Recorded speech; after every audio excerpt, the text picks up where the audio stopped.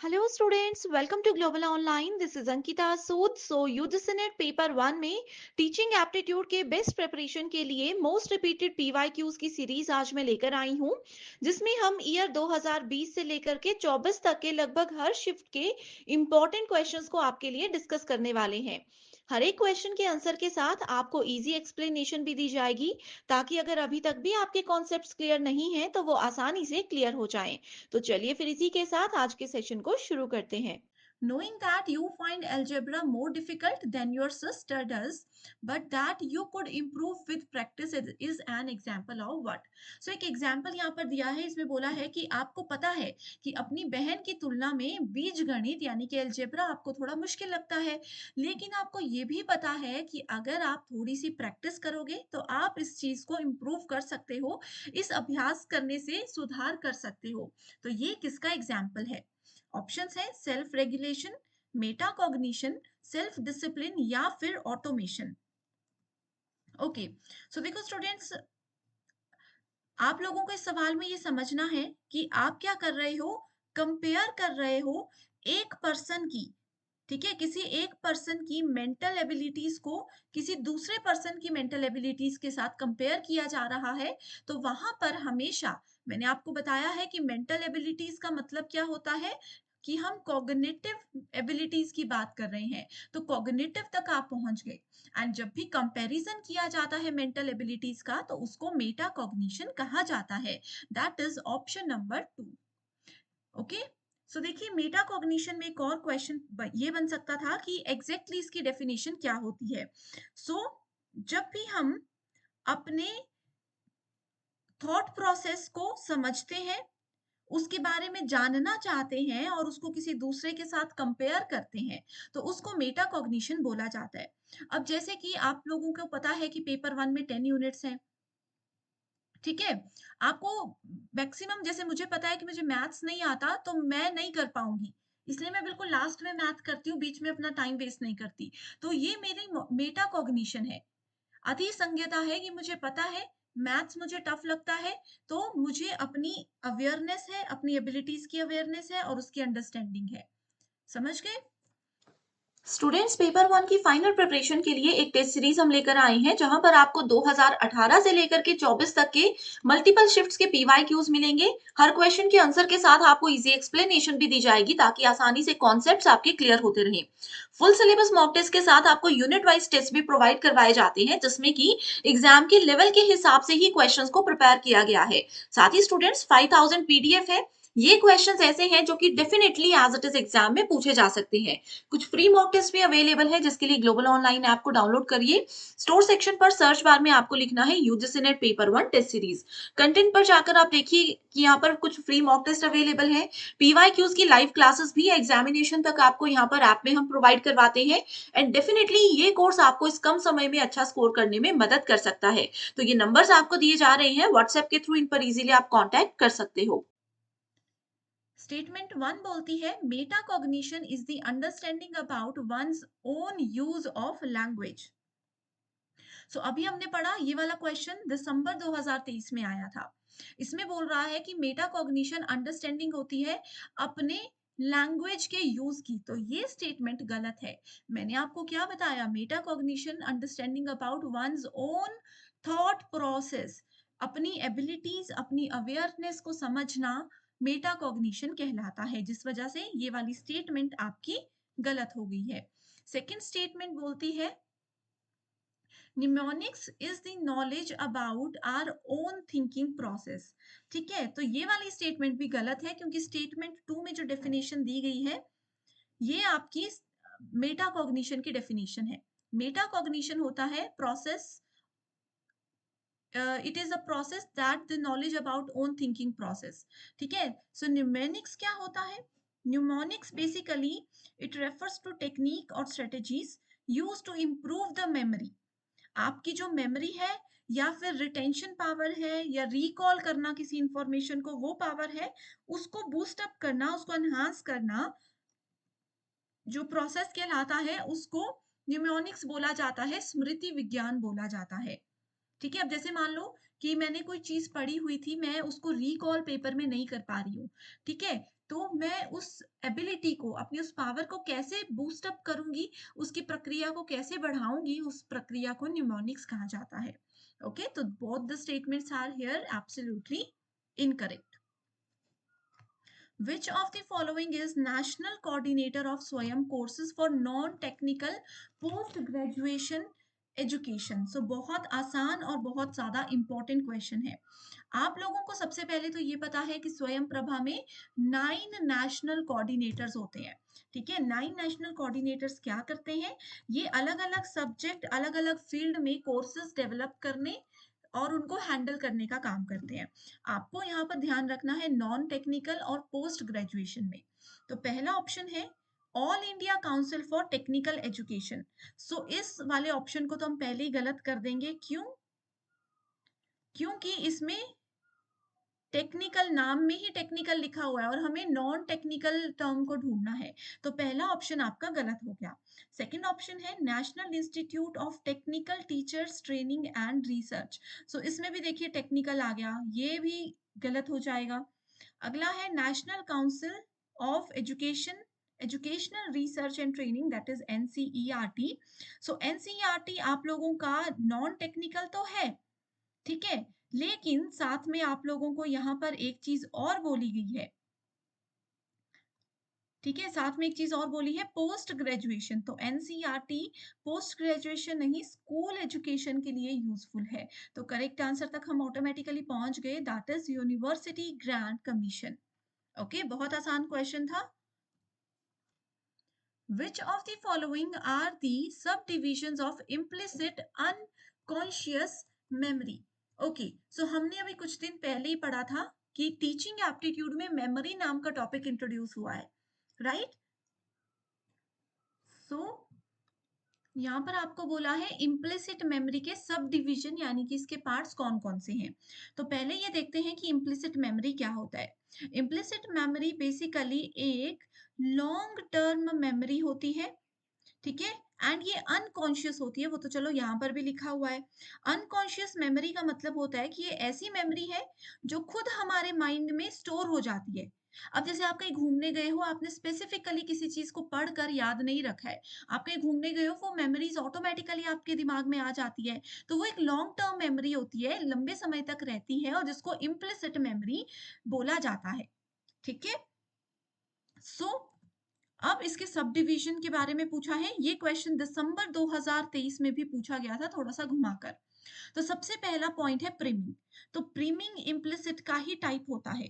Procedural memory भी implicit का type होता है। एंड साथ ही आपके पास एक टर्म आती है क्लासिकल कंडीशनिंग इफेक्ट, ये भी इम्प्लिसिट का टाइप होता है। तो ए सी एंड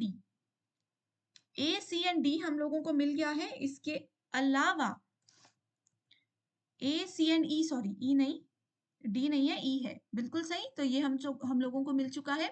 इसके अलावा जो ऑप्शन नंबर 2 है एपिसोडिक मेमोरी। एपिसोडिक मेमोरी क्या होता है?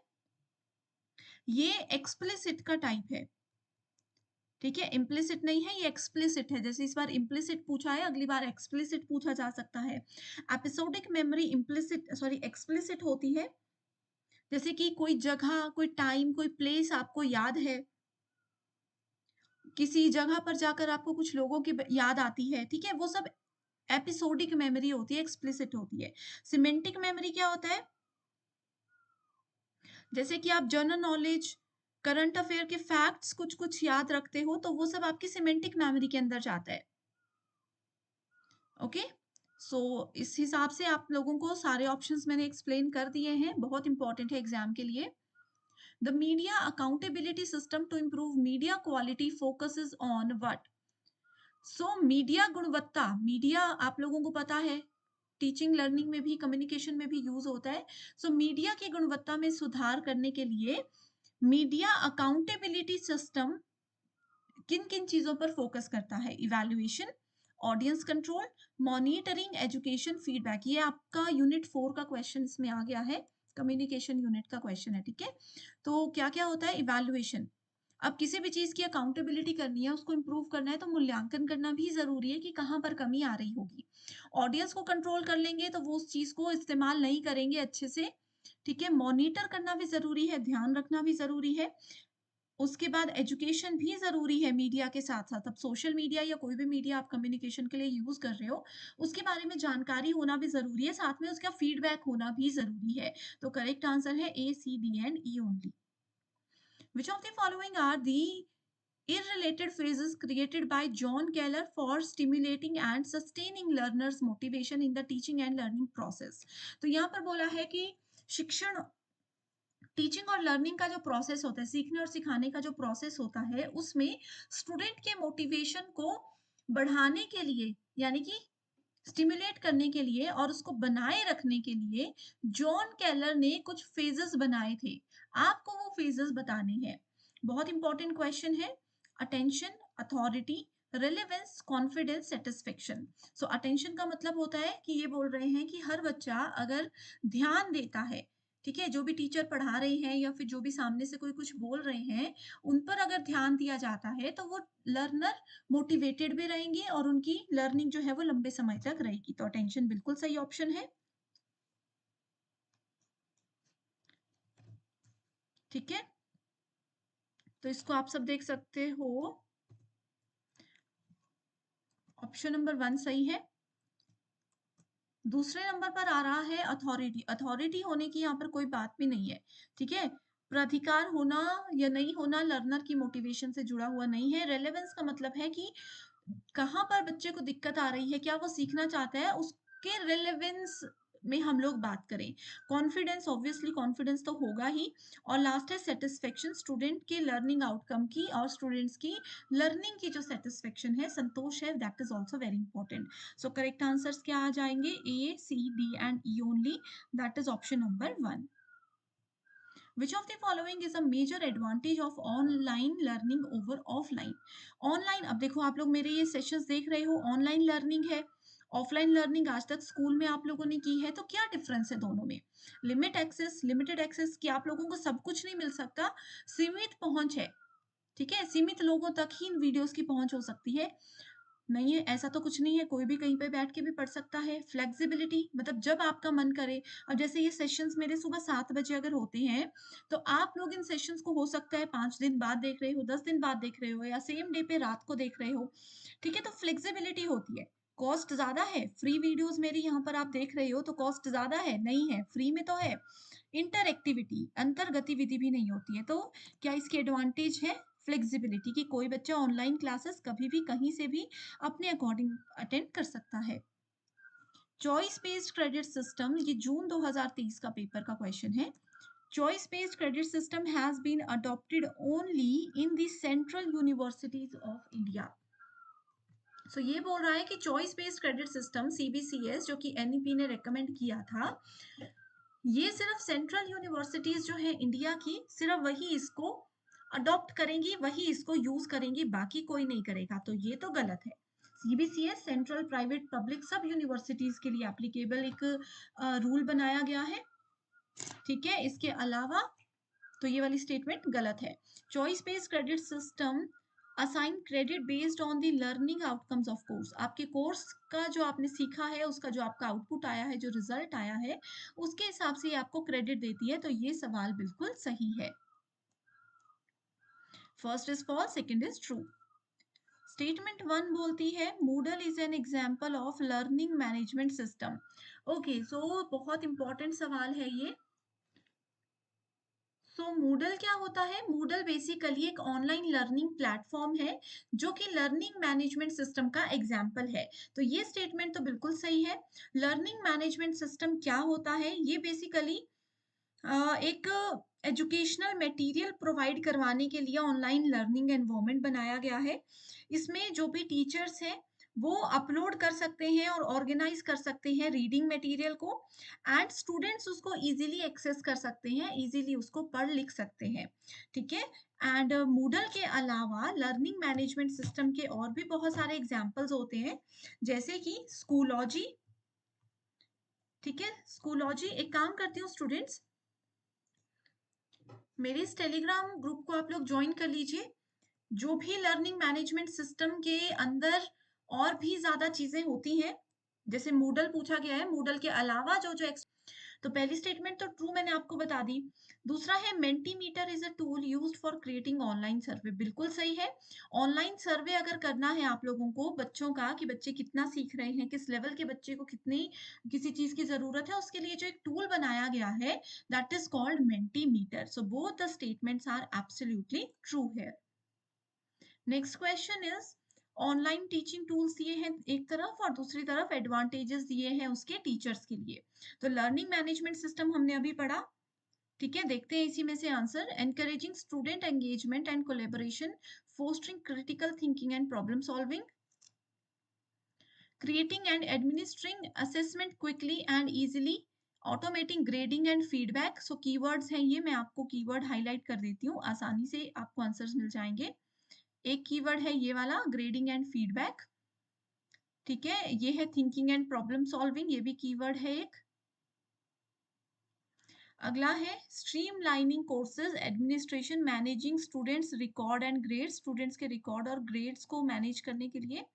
Delivering engaging and interactive class sessions connecting with remote learners। remote learners क्या होते हैं?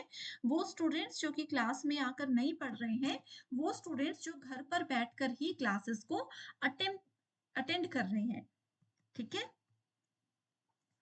सो लर्निंग मैनेजमेंट सिस्टम का सही उत्तर हो सकता है, लर्निंग मैनेजमेंट सिस्टम का जाएगा स्ट्रीमलाइनिंग कोर्सेज। मैंने आपको बताया स्टूडेंट्स को मैनेज करना, उनके ग्रेड्स को और रिकॉर्ड्स को भी मैनेज करना, साथ ही उनको आसानी से हम रीडिंग मटेरियल प्रोवाइड करवा सकते हैं। सो फर्स्ट का थर्ड है, सो फर्स्ट का थर्ड यहीं से हमें आंसर मिल रहा है। वीडियो कॉन्फ्रेंसिंग क्या है? Delivering engaging and interactive class session. अब वीडियो कॉन्फ्रेंसिंग यानी कि वीडियो कॉल पे जब क्लासेस होती हैं तो इंटरेक्शन बच्चों और टीचर के बीच में होती है, तो वही चीज यहाँ पर बोली है। डिस्कशन फोरम बोल रहा है कि थिंकिंग और प्रॉब्लम सॉल्विंग के बारे में भी बात की जाती है। ऑनलाइन असेसमेंट के बारे में क्या होता है? ऑनलाइन असेसमेंट मूल्यांकन करना यानी कि ग्रेड देना बच्चों को, उनको फीडबैक देना। असेसमेंट करना का मतलब होता है इवैल्यूएशन करना। तो ये कुछ कीवर्ड्स के साथ मैंने आसानी से आपको आंसर्स बता दिए हैं। ये क्वेश्चन जरूर एग्जाम में एज इट इज आएंगे। Given below are two statements. First statement में कहा गया है the content and style of communication are the predictor variables of effective teaching. अब देखो इसमें कहा है कि एज अ टीचर अगर आपको अपनी टीचिंग को, अपने शिक्षण को बेहतर बनाना है तो आपका एक कंटेंट और स्टाइल ऑफ कम्युनिकेशन यानी कि बात करने का तरीका और जो कंटेंट यानी कि जो कोर्स आप स्टूडेंट्स को दे रहे हो वो एक बेस्ट वे में होना चाहिए, तभी आपकी टीचिंग बेस्ट मानी जाएगी। सेकेंड स्टेटमेंट बोलती है a good and communicative teacher invokes relatively less questions from the students. इसमें कहा है कि जो टीचर्स अच्छे तरीके से अपने स्टूडेंट्स के साथ कम्युनिकेट करते हैं उनकी क्लास में स्टूडेंट्स कम क्वेश्चंस रेज करते हैं। तो दो स्टेटमेंट्स हैं, जल्दी से अभी आंसर पर जाते हैं। देखो बहुत इजी है, आपको इसका आंसर पता होगा। ये है ऑप्शन नंबर 3। स्टेटमेंट 2 बिल्कुल गलत है। ऐसा तो नहीं है अगर मान लीजिए मैं एज़ अ टीचर आप लोगों के साथ सिर्फ़ क्लास में आके गप्पे मारती रहूँ, यहाँ-वहाँ की बातें करती रहूँ और आप लोगों को अपनी बातों से ही थोड़ा-सा मैं पटा लूँ, हम बोल सकते हैं, ठीक है? तो क्या आप मेरी क्लास में टॉपिक रिलेटेड क्वेश्चन्स नहीं पूछोगे? ऐसा नहीं है, क्योंकि स्टूडेंट्स पढ़ने आए हैं, तो क्वेश्चन्स ज़रूर रेज़ होंगे, चाहे स्टूडेंट्स के साथ टीचर कितने भी अच्छे से बात कर ले। ओके? सो इसलिए स्टेटमेंट 2 बिल्कुल गलत है। Next question is given below are two statements, assertion और रीजन यहाँ पर दिए हैं। बहुत इंपॉर्टेंट टाइप के क्वेश्चंस ये होते हैं। इसमें कहा है the use of ICT has a great potential for optimising learning outcomes. ICT का मतलब क्या होता है?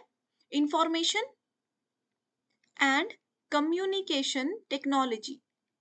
आप लोगों के टेक्नोलॉजी, ठीक है। पेपर 1 में यूनिट नंबर 8 का नाम है आईसीटी। इसमें होता है कंप्यूटर, इंटरनेट, लेटेस्ट टेक्नोलॉजी जो हम लोग यूज करते हैं। सो फर्स्ट स्टेटमेंट बोलती है कि अगर एज अ टीचर आप अपनी टीचिंग में, अपने क्लासरूम में आईसीटी का यूज करते हो, इंटरनेट, लेटेस्ट टेक्नोलॉजी का इस्तेमाल करके बच्चों को पढ़ाते हो, तो उससे स्टूडेंट्स के रिजल्ट में काफी अच्छा फर्क पड़ सकता है। इसका कारण भी बताया गया है और उसका कारण ये बोलता है कि ICT promotes scope for variety, flexibility and attractiveness.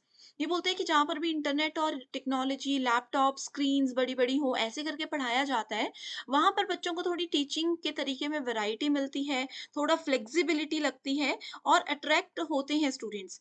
क्योंकि कंप्यूटर इंटरनेट की हेल्प से अगर पढ़ेंगे तो वो क्या होता है, डायग्राम्स, इमेजेस, ये सब चीजें आसपास रहती हैं तो स्टूडेंट्स थोड़े अट्रैक्टिव होकर के सेशंस में रहते हैं। तो कौन सा यहाँ पर करेक्ट आंसर होगा? सो करेक्ट आंसर है both the statements are absolutely true, और आईसीटी को टीचिंग में यूज करने का कारण भी बिल्कुल सही यहाँ पर बताया गया है। अब देखो, जैसे छोटे बच्चों को अगर आप ट्रेडिशनल तरीके से एबीसीडी पढ़ा रहे हो या कुछ भी पढ़ा रहे हो तो वो उतना जल्दी शायद चीजों को नहीं सीखेंगे, एज कंपेयर टू उनको आप वीडियोस चला दो, उनके सामने गेम्स के थ्रू उनको काउंटिंग या ये सब चीजें पढ़ाओ तो वो चीजों को जल्दी सीखते हैं। राइट, सो वही सब चीजें यहाँ पर कही गई हैं। ये एक ऐसा क्वेश्चन है जिसको एग्जाम में लगभग 3 से 4 बार एज इट इज पूछा गया है, और कई बार इसी को थोड़ा सा घुमा करके भी पूछा जाता था। तो बहुत इंपॉर्टेंट क्वेश्चन है।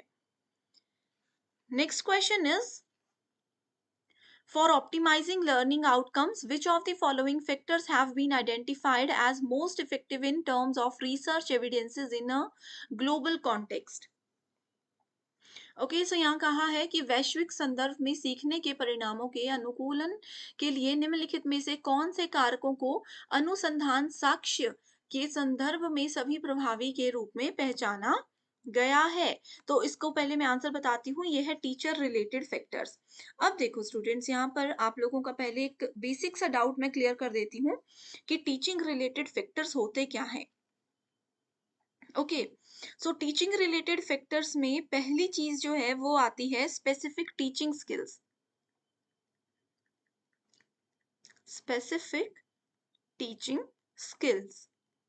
ओके, दूसरी चीज आती है कोर टीचिंग स्किल्स।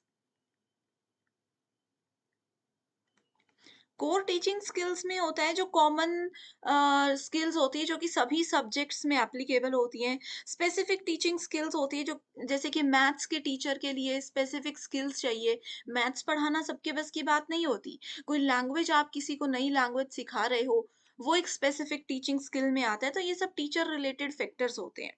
ओके, सो इस क्वेश्चन में जो कहा है वो है कि अगर आपको अपने स्टूडेंट्स के लर्निंग आउटकम को ऑप्टिमाइज करना है, ठीक है, उसको प्रभावी बनाना है, बेस्ट बनाना है, तो कौन से फैक्टर्स ऐसे हैं जिसको सबसे बेस्ट माना जाता है ग्लोबल कॉन्टेक्स्ट में? ऐसा नहीं कि किसी, सिर्फ यहाँ पे किसी घर की बात की जा रही है, ना यहाँ पे किसी स्कूल की बात की जा रही है, ठीक है, यहाँ पर ग्लोबल लेवल पर बात की जा रही है, इसलिए टीचिंग रिलेटेड फैक्टर्स बहुत ही ज्यादा इंपॉर्टेंट यहाँ पर होते हैं। अगला क्वेश्चन है, which is the correct answer, sorry, question है, what is the correct sequence from lower to higher for indicating learning outcomes related to affective domain? Okay, so ये एक ऐसा क्वेश्चन है, मेरी सीरीज जो बच्चे पहले से देख रहे हैं उनको आता भी होगा, और उनको मैं बहुत बार ये बोल चुकी हूँ कि रट लो, याद कर लो, कुछ भी कर लो, पर ये आएगा जरूर।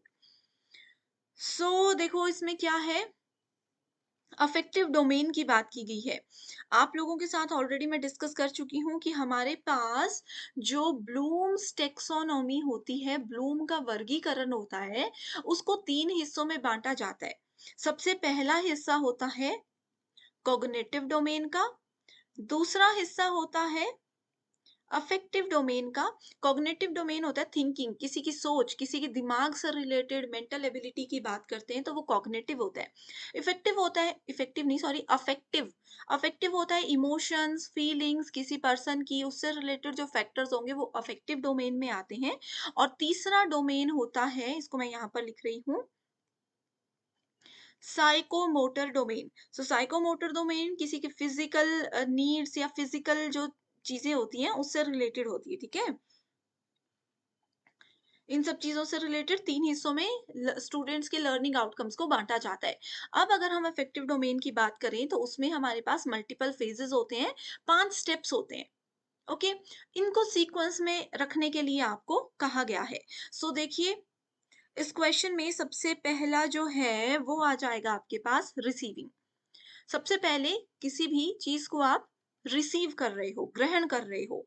उसके बाद आ जाता है रिस्पॉन्डिंग। मान लीजिए अब आपने किसी छोटे बच्चे को कुछ चीज सिखाई, आपने उनको 1 बार बोला, 2 बार बोला, वो सुन सुन के उस चीज को रिसीव कर रहा है, उसके बाद काफ़ी समय के बाद वो बच्चा उस बात पे रिस्पॉन्ड करने लग गया। आपने किसी बच्चे को पहले हेलो बोलना सिखाया, हेलो हाथ से हेलो करना सिखाया, ठीक है? वो समझते रहे। कुछ दिनों बाद उन्होंने जैसे ही आप हेलो बोलोगे, वो रिस्पॉन्ड करेंगे।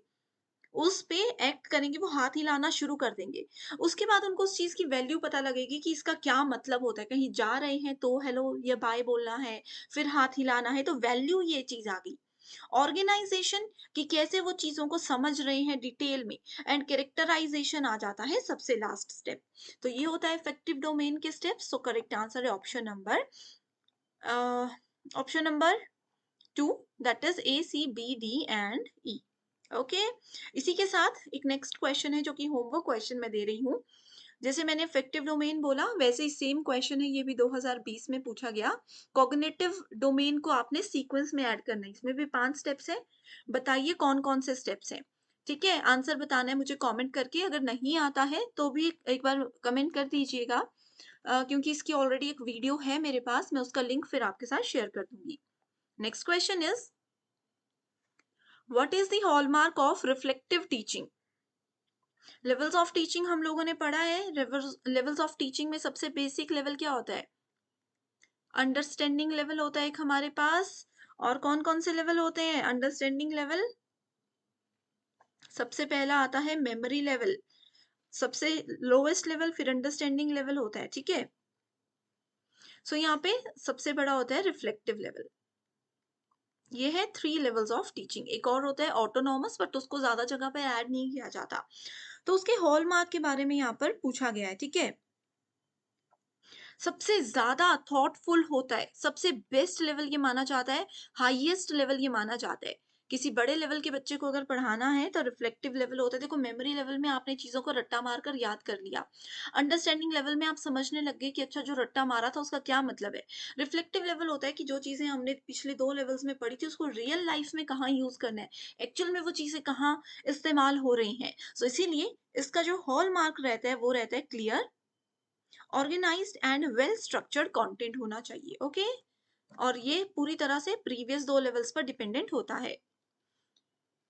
Next question is, if teaching is viewed as a continuum, which of the following modality involves active give and take between the teacher and learner? So active give and take का क्या मतलब होता है, ये भी आपको बता देती हूँ। एक्टिव गिव एंड टेक, एक टीचर पूरी इंफॉर्मेशन दे रहा है and student as it is उस इंफॉर्मेशन को गेन कर रहे हैं, तो वो आता है इंस्ट्रक्शन की कैटेगरी में। ओके, ये आता है इंस्ट्रक्शन की कैटेगरी में। टीचिंग एज अ कॉन्टिनम का क्या मतलब होता है, ये बेसिक होता है, नेचर ऑफ टीचिंग में आता है teaching as a continuum. Teaching और लर्निंग दोनों ही कॉन्टिनम होती है। कॉन्टिनम का मतलब होता है निरंतरता को ये फॉलो करते हैं, कंटिन्यूअस होती है, ठीक है? ये बेसिकली टीचिंग के जो प्रैक्टिसेस होते हैं उसको चेंज और सपोर्ट करने के लिए इसको बनाया गया है, एंड इसमें teachers may not have the tools, resources और support to change teaching practice on their own, right? So ये बहुत बड़ा टॉपिक है एक अपने आप में, लेकिन फिलहाल आप इतना याद रख लीजिए कि कभी भी टीचिंग के कॉन्टिनम की बात कर रहे हैं तो इंस्ट्रक्शंस की ही बात की जाती है। डिफरेंस एग्जाम में ये भी पूछा जाता है कि ट्रेनिंग, कंडीशनिंग और इंडोक्ट्रिनेशन में क्या डिफरेंस है। इस टॉपिक पे फिलहाल तो मैंने वीडियो नहीं बनाई है। अगर आपको चाहिए आप बस कमेंट करके बता दीजिए, ज़रूर आपकी रिक्वेस्ट को पूरा किया जाएगा। Next is in Gagne's learning hierarchy. In Gagne's learning hierarchy, which of the learning types immediately precede concept learning? इसमें concept learning की बात की गई है। Concept learning is always related to rule learning. ठीक है, गैगने में हमेशा कॉन्सेप्ट लर्निंग रूल लर्निंग से जुड़ा हुआ होता है। यहाँ पर रूल लर्निंग ऑप्शन नहीं है, तो go for discriminating learning. Okay,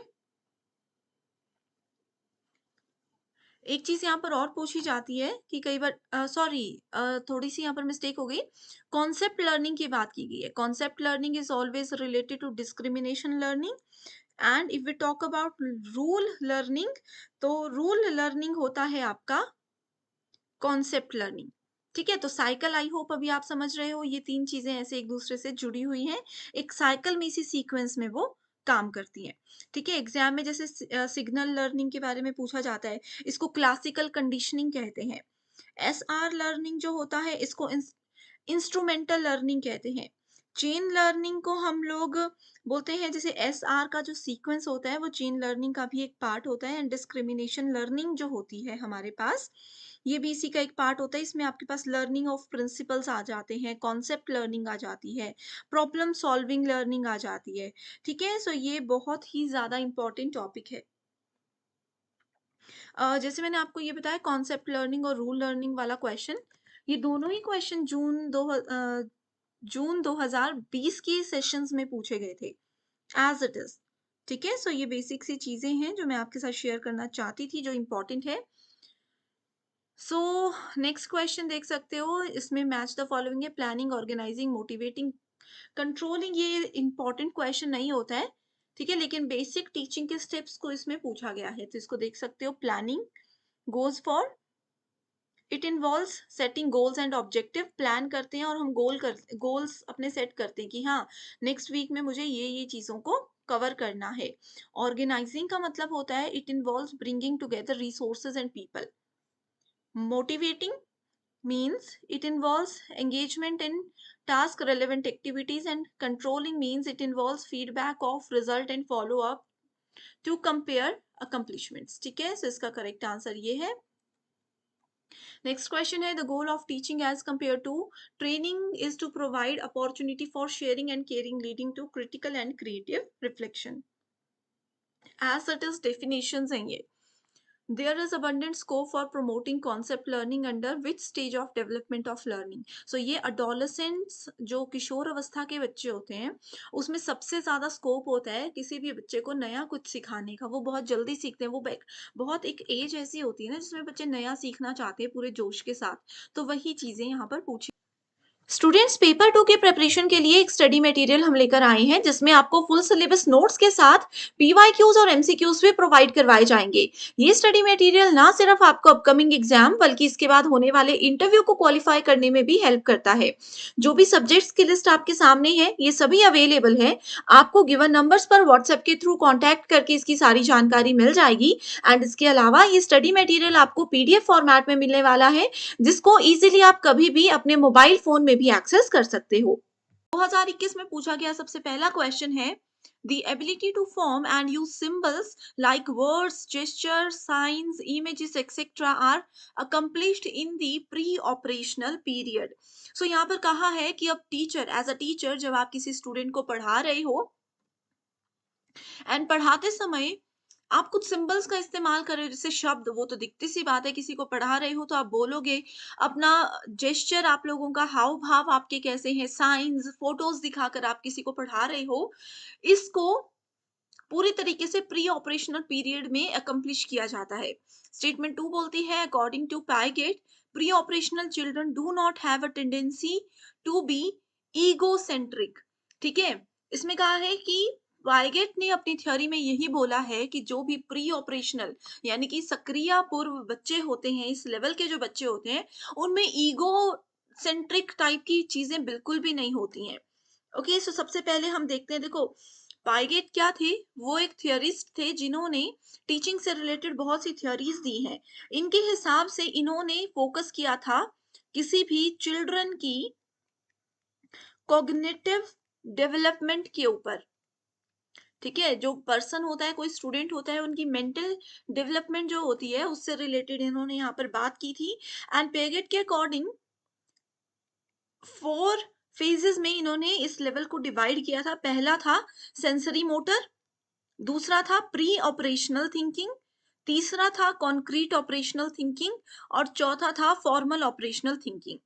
अब प्री ऑपरेशनल स्टेज की यहाँ पर बात की है तो हम उसी को डिस्कस करेंगे। सो ये एक ऐसा स्टेज था जो कि अर्ली चाइल्डहुड पर फोकस करता है। जो बहुत छोटे बच्चे होते हैं उन पर फोकस करता है कि उनको एक एक चीज डिटेल में बताई जाती है, उनमें ईगो और ये लड़ाई झगड़ा, ये जल्दी से चीजें समझने की ताकत भी नहीं होती है। एंड दूसरा यहाँ पर ये बोलता है कि जो भी वर्ड्स, जेस्चर, ये सब चीजें हैं, ये प्री ऑपरेशनल स्टेज के बच्चे समझ पाते हैं या नहीं समझ पाते, ये भी इस क्वेश्चन का एक इम्पॉर्टेंट पॉइंट है। ठीक है, सो देखो प्री ऑपरेशनल स्टेज होता है 2 साल से 7 साल तक के बच्चों का। तो ऐसे बच्चे वर्ड्स, जेस्चर, सिग्नेचर, इमेजेस के थ्रू चीजों को समझते हैं। तो इसलिए स्टेटमेंट 1 बिल्कुल ट्रू है, लेकिन स्टेटमेंट 2 बिल्कुल गलत है। ठीक है, स्टेटमेंट 2 बिल्कुल गलत है। ये बेसिकली इस एज के जो बच्चे होते हैं उनकी कॉग्निटिव डेवलपमेंट हो रही होती है। आपने देखा होगा बच्चों को गुस्सा भी बहुत आता है, जरूरी नहीं है कि वो चीजों को जल्दी से समझ सकें। ठीक है, सो प्री ऑपरेशनल चिल्ड्रन में ईगो सेंट्रिक टेंडेंसी होती है। राइट, सो इसमें करेक्ट आंसर क्या है? Statement 1 is true and 2 is false. Okay, ठीक है, ये नहीं, ये वाला करेक्ट आंसर है option number 3। Next is andragogy is also refer to as. So already हम डिस्कस कर चुके हैं एंड्रागोजी, पेडागोजी, बहुत इंपॉर्टेंट टर्म्स हैं जो कि एग्जामिनेशन में बार बार पूछी जाती है। ठीक है, so andragogy is referred to as, मैंने आप लोगों को एक ट्रिक बताई थी। एंड्रागोजी का मतलब होता है अपने आप से, राइट। एंड्रागोजी अपने आप, तो अपने आप कौन बच्चा सीख जाता है चीजों को? अपने आप अडल्ट बच्चे सीखते हैं। सो यहाँ पर सभी ऑप्शन में अडल्ट है, लेकिन comprehensive theory of adult learning is the correct answer here. ठीक है, एग्जाम में ये क्वेश्चन बहुत बार आया है, यूजीसी नेट और सेट में बहुत बार आता है कि एंड्रागोजी हमेशा अपने आप, और अपने आप कौन सीखता है? Adult learners. So adult learners की जो व्यापक सिद्धांत होते हैं वो एंड्रागोजी में बताए जाते हैं। ओके, ऑलरेडी इस पे डिटेल्ड वीडियो है, लिंक डिस्क्रिप्शन में है, आप लोग जरूर देखिएगा। अगला है होमवर्क क्वेश्चन है, ये इसका आंसर मुझे कमेंट करके बताना है। स्वयं is very much important in, स्वयं, स्वयं प्रभा, मूक, 3 इंपॉर्टेंट सेक्शंस हैं ये। स्वयं बेसिकली एजुकेशन के लिए बना है।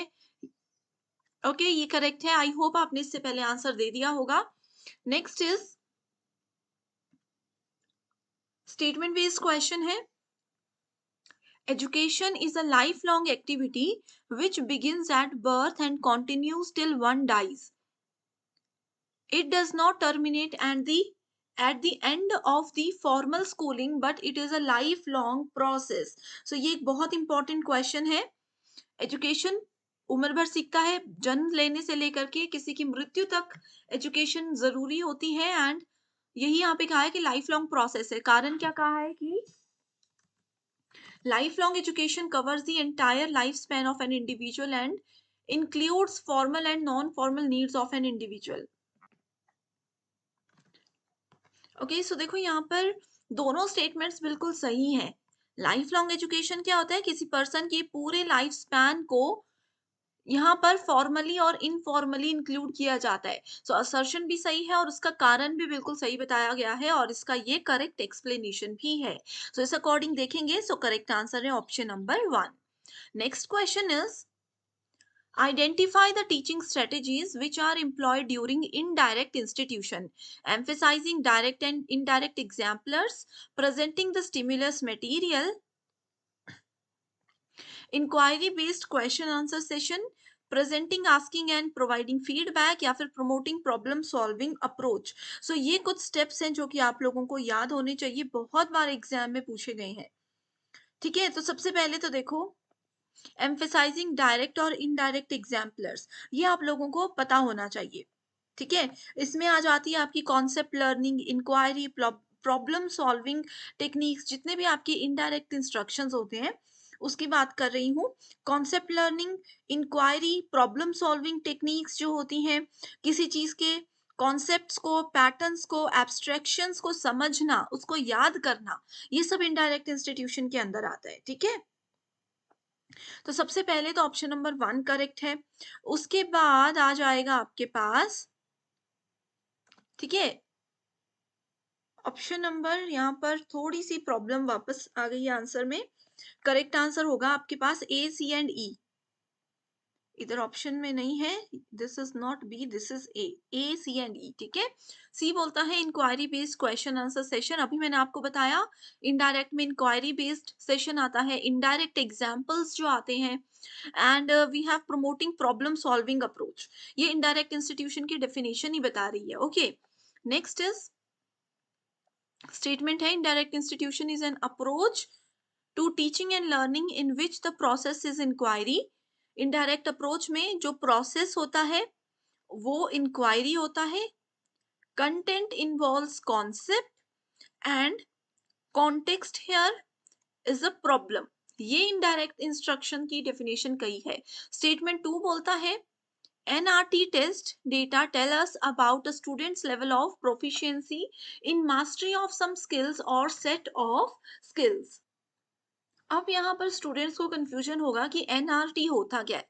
सो एनआरटी बेसिकली होता है नॉर्म रेफरेंस टेस्ट, ये हम लोग पढ़ चुके हैं ना, नॉर्म रेफरेंस टेस्ट जो होता है, एंड एक होता है क्राइटेरियन रेफरेंस्ड टेस्ट या क्राइटेरियन रेफरेंस्ड इवैल्यूएशन।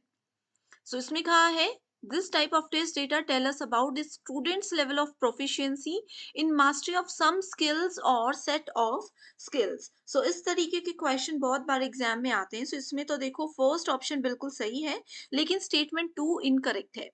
क्यों इनकरेक्ट है स्टेटमेंट नंबर 2? क्योंकि हम लोगों ने देखा था कि क्राइटेरियन रेफरेंस में क्राइटेरिया सेट किया जाता है कि 60% से ऊपर वाले पास हैं, इसके नीचे वाले फेल है।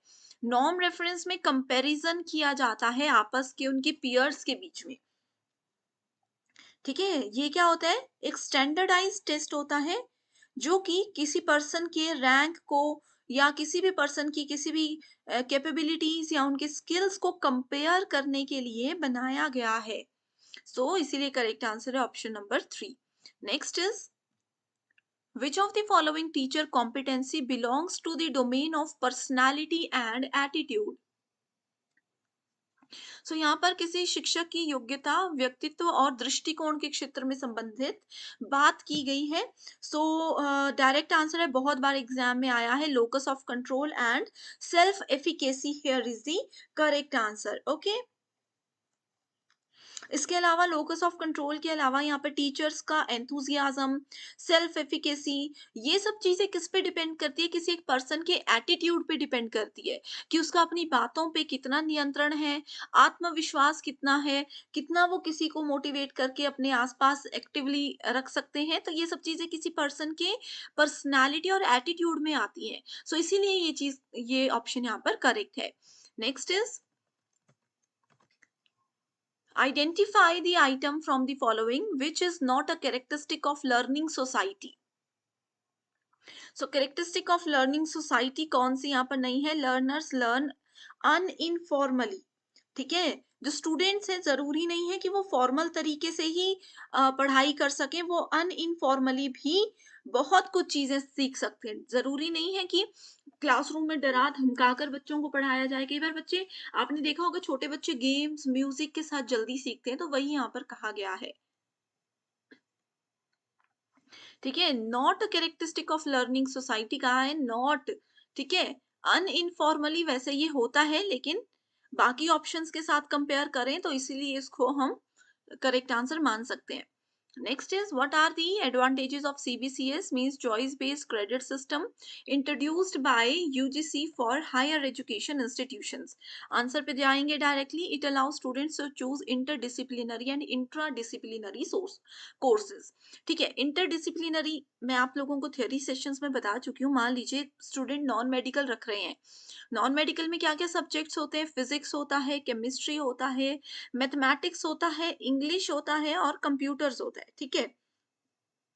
लेकिन सीबीसीएस जब से इंट्रोड्यूस हुआ है, इसमें कोई पर्सन जो नॉन मेडिकल के मेजर सब्जेक्ट्स हैं वो तो पढ़ेगा ही, वो तो उनको पढ़ने ही पड़ेंगे। इसके अलावा कोई पर्सन ऐसा है जिनको हिस्ट्री बहुत पसंद है, जिनको ड्राइंग बहुत पसंद है, तो वो ऐसे सब्जेक्ट्स को सेलेक्ट कर सकते हैं जिनको इंटरडिसिप्लिनरी कोर्सेज भी बोला जाता है, ठीक है। Makes education as per global standard, global standard का मतलब है कि all over area, all over globe में एक ही लेवल रहेगा, एक ही स्टैंडर्ड रहेगा एजुकेशन का। And offers flexibility for students to understand studies at different time in different institutions. तो आप लोग अगर लगता है इस कॉलेज में 1 साल लगा दिया, दूसरा दूसरे कॉलेज में जाना चाहते हो, तो आपके ग्रेड्स ट्रांसफर हो सकते हैं। Okay. Alternative education is known as, so it is known as non-traditional education, गैर पारंपरिक, in which level of teaching the learner gets an opportunity। तो इसमें पूछा गया है कि टीचिंग के लेवल्स में से कौन सा वो ऐसा लेवल होता है जिसमें एक लर्नर को, यानी कि एक स्टूडेंट को अवसर मिलता है कुछ नया सीखने का, कुछ काम करने का, कुछ चीज को इम्प्लीमेंट करने का। So options are memory level, understanding level, reflective level and autonomous development level. तो आप सभी स्टूडेंट्स को पता होना चाहिए कि ये चारों लेवल्स जो हैं वो टीचिंग के होते हैं, जिसमें कि ये 3 लेवल्स बहुत ज्यादा important and majorly used levels होते हैं। ओके। इसमें स्मॉलेस्ट लेवल होता है memory level and highest level होता है रिफ्लेक्टिव लेवल। यहाँ पे बात की गई है लर्नर को कहाँ पे ज्यादा अवसर मिलते हैं कुछ काम करने के। सो करेक्ट आंसर है option number 2, that is understanding level. तो देखो स्टूडेंट्स, मेमोरी लेवल में क्या होता है, इस लेवल में रोट लर्निंग होती है, यानी कि एक स्टूडेंट रट्टा मार करके चीजों को सीखता है। अब वो जो रट्टा मारी हुई चीजें होती हैं उनको एक्चुअल में कैसे यूज करना है, कहाँ पे उनका काम आता है, कैसे चीजों को आइडेंटिफाई करना है, ये सब सीखने की अपॉर्चुनिटी मिलती है अंडरस्टैंडिंग लेवल पे। इसीलिए हमारा राइट आंसर है option number 2। Next question is, during teaching a teachers statements that encourage students to elaborate on an answer, either their own or that of others will be called। यानी कि एक teacher जब students को पढ़ा रहे हैं, ठीक है, यहाँ पे मान लीजिए 10 स्टूडेंट्स हैं। अब इस समय पे टीचर ने क्या किया, स्टूडेंट ने कोई आंसर दिया एंड टीचर ने उनको बोला कि इस आंसर को इलेबोरेट करो, यानी कि इसको विस्तार में मुझे बताओ कि ये करेक्ट आंसर क्यों है। एंड साथ ही टीचर ने वो चांस भी दिया कि स्टूडेंट इसको अपनी लैंग्वेज में अपने तरीके से भी समझा सकते हैं, इसमें ऐसा कुछ नहीं है कि आप उसको बुकिश लैंग्वेज में या बुक में जो डेफिनेशन होती है वो एज इट इज बताओ। तो इस तरह की चीजों को क्या बोला जाता है, structuring, instructional variety, engagement in the learning process या फिर probing। So correct answer here we have is probing, that is option number 4।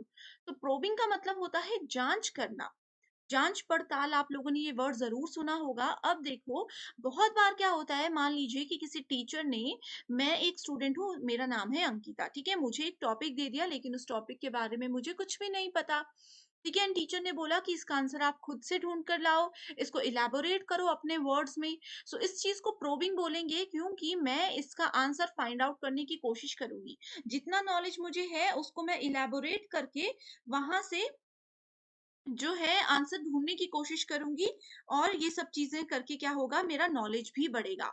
ठीक है, सो प्रोबिंग इस तरह से। तो इसी के साथ स्टूडेंट्स बढ़ते हैं नेक्स्ट क्वेश्चन पे, जिसमें पूछा गया है which of the following will be called behavioural rather than attitude and believes related competencies for becoming an effective teacher. तो यहाँ पे हमारे पास मल्टीपल ऑप्शंस दिए हैं, हमें बताना है कि बिहेवियरल टेक्निक्स किसको बोला जाता है rather than attitude and belief, यानी कि दृष्टिकोण और विश्वास की जगह पे, ठीक है, यहाँ पे दक्षताओं की बजाय व्यवहार कहा जाता है, किसको कहा जाता है। Options are locus of control, यानी कि नियंत्रण रेखा, communicating, managing and monitoring, teacher enthusiasm या फिर इवेल्युएटिंग एंड प्रोवाइडिंग फीडबैक। तो correct answer here we have is option number 3, that is B, C and E. तो देखो स्टूडेंट्स, बिहेवियरल क्वेश्चन को समझाऊं तो इसमें बोला है what is the following will be called behavioural rather than attitude and belief.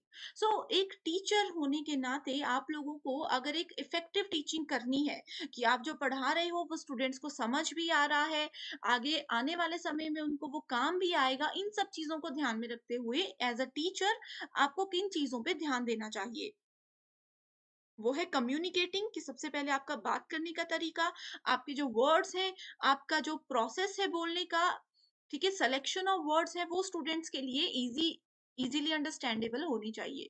दूसरे हैं मैनेजिंग एंड मॉनिटरिंग, यानी कि जो भी चीजें हैं, जो भी आप पढ़ा रहे हो वो पूरे प्रबंध के साथ हो, पूरा उसका मैनेजमेंट हो कि आप क्या पढ़ाने वाले हो, क्या आज का टॉपिक है, क्या ये आपके एग्जाम के लिए इंपॉर्टेंट है, इस तरह से साथ में आपको मॉनिटर करना है, किसको, खुद को भी एंड अपनी क्लास को भी। एंड साथ ही यहाँ पे ऑप्शन नंबर ई क्यों करेक्ट है, क्योंकि इसमें बोला गया है evaluating and providing feedback.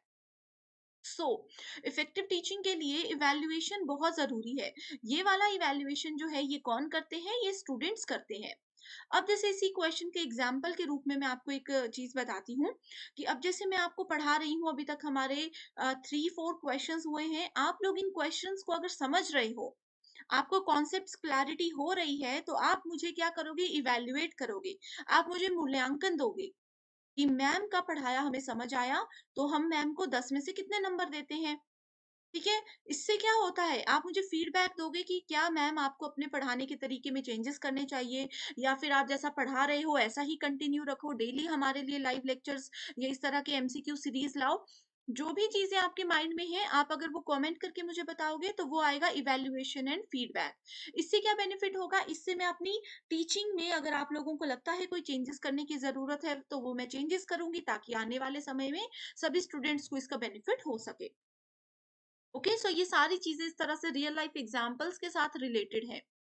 Next question is, from the following list of methods of teaching used in institutions of higher learning, identify those which are learner centred method.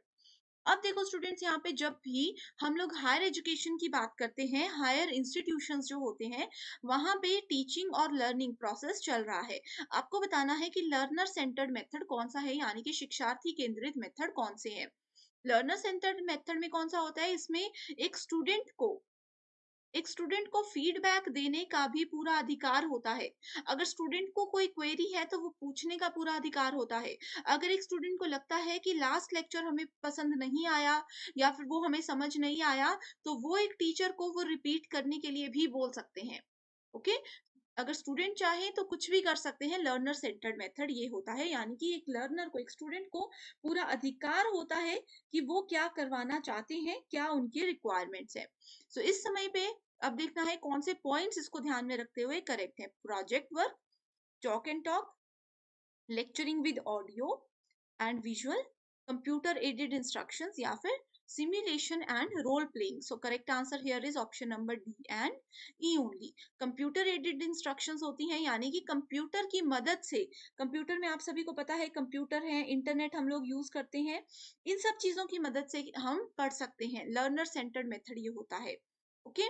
Next है simulation and role playing, यानी कि अगर मान लीजिए कोई चीज मुझे समझ नहीं आ रही, अब जैसे आप लोगों को समझाने के लिए हर बार मैं क्या करती हूँ, रियल लाइफ एग्जांपल्स देती हूँ। अगर स्टूडेंट्स आप नए हो, आपको नहीं पता होगा, आप मेरे प्रीवियस लेक्चर्स देखना, हर एक यूनिट में, हर एक टॉपिक में आपको रियल लाइफ एग्जांपल्स, यानी कि दिनचर्या से रिलेटेड जो उदाहरण होते हैं उनको ध्यान में रखते हुए करवाती हूँ, ताकि आप लोग चीजों को समझो। वैसे रोल प्लेइंग क्या होता है, वो स्टूडेंट्स को इजिली कॉन्सेप्ट समझने में मदद करता है। नेक्स्ट क्वेश्चन है, बहुत इंपॉर्टेंट टॉपिक है, ये है इवेल्युएशन। ठीक है। सो डिफरेंट टाइप के इवेल्युएशन होते हैं, formative, summative, criterion reference and non reference. इसके यहाँ पे डेफिनेशंस दी गई हैं दूसरी तरफ। सो देखो, इनके मैं आपको डेफिनेशंस बता देती हूँ। फॉर्मेटिव क्या होता है, क्लास के बीच में, अब जैसे मान लीजिए हमारा 1 आवर का सेशन है, मान लीजिए ये वाले अभी मैंने आपको इवैल्यूएशन की डेफिनेशन बता दी, किसी का मूल्यांकन करना है उसकी डेफिनेशन बता दी। 5 मिनट के बाद मैं स्टूडेंट्स को ही क्लास में पूछ रही हूँ कि चलो मुझे बताओ आज हमने लेक्चर में क्या क्या पढ़ा, या फिर मैं आपको बोलती हूँ कि बताओ इवैल्यूएशन का मतलब क्या होता है। यानी कि क्लास के एंड में मैं स्टूडेंट से पूछूंगी कि कंक्लूड करो आज की क्लास में क्या पढ़ा। इससे क्या होगा, हम डेली रोज के रोज स्टूडेंट्स को इवैल्यूएट कर सकते हैं। समेटिव क्या होता है, समरी, समरी का मतलब पूरा एंड में, जैसे कि हमारे फाइनल एग्जाम होते हैं, हमारे सेमेस्टर के एग्जाम्स होते हैं, वो समेटिव इवैल्यूएशन होता है कि पूरे 6 महीने में, पूरे 1 साल में किसी स्टूडेंट ने क्या क्या पढ़ा, उस चीज का मूल्यांकन होगा। क्राइटेरियन रेफरेंस क्या होता है, इसमें हम टेस्टर की परफॉर्मेंस को कंपेयर करते हैं। ठीक है। क्या होता है कि मान लीजिए मैं इसमें एक पर्सन है, एक मेरा स्टूडेंट है कोई, ठीक है, उनको हम टेस्ट करेंगे, उनको हम देखेंगे कि उनके मैथमेटिक्स में क्या स्कोर है, उनको हम देखेंगे कि म्यूजिक में क्या उनका इंटरेस्ट है, उनका क्या डांस में इंटरेस्ट है।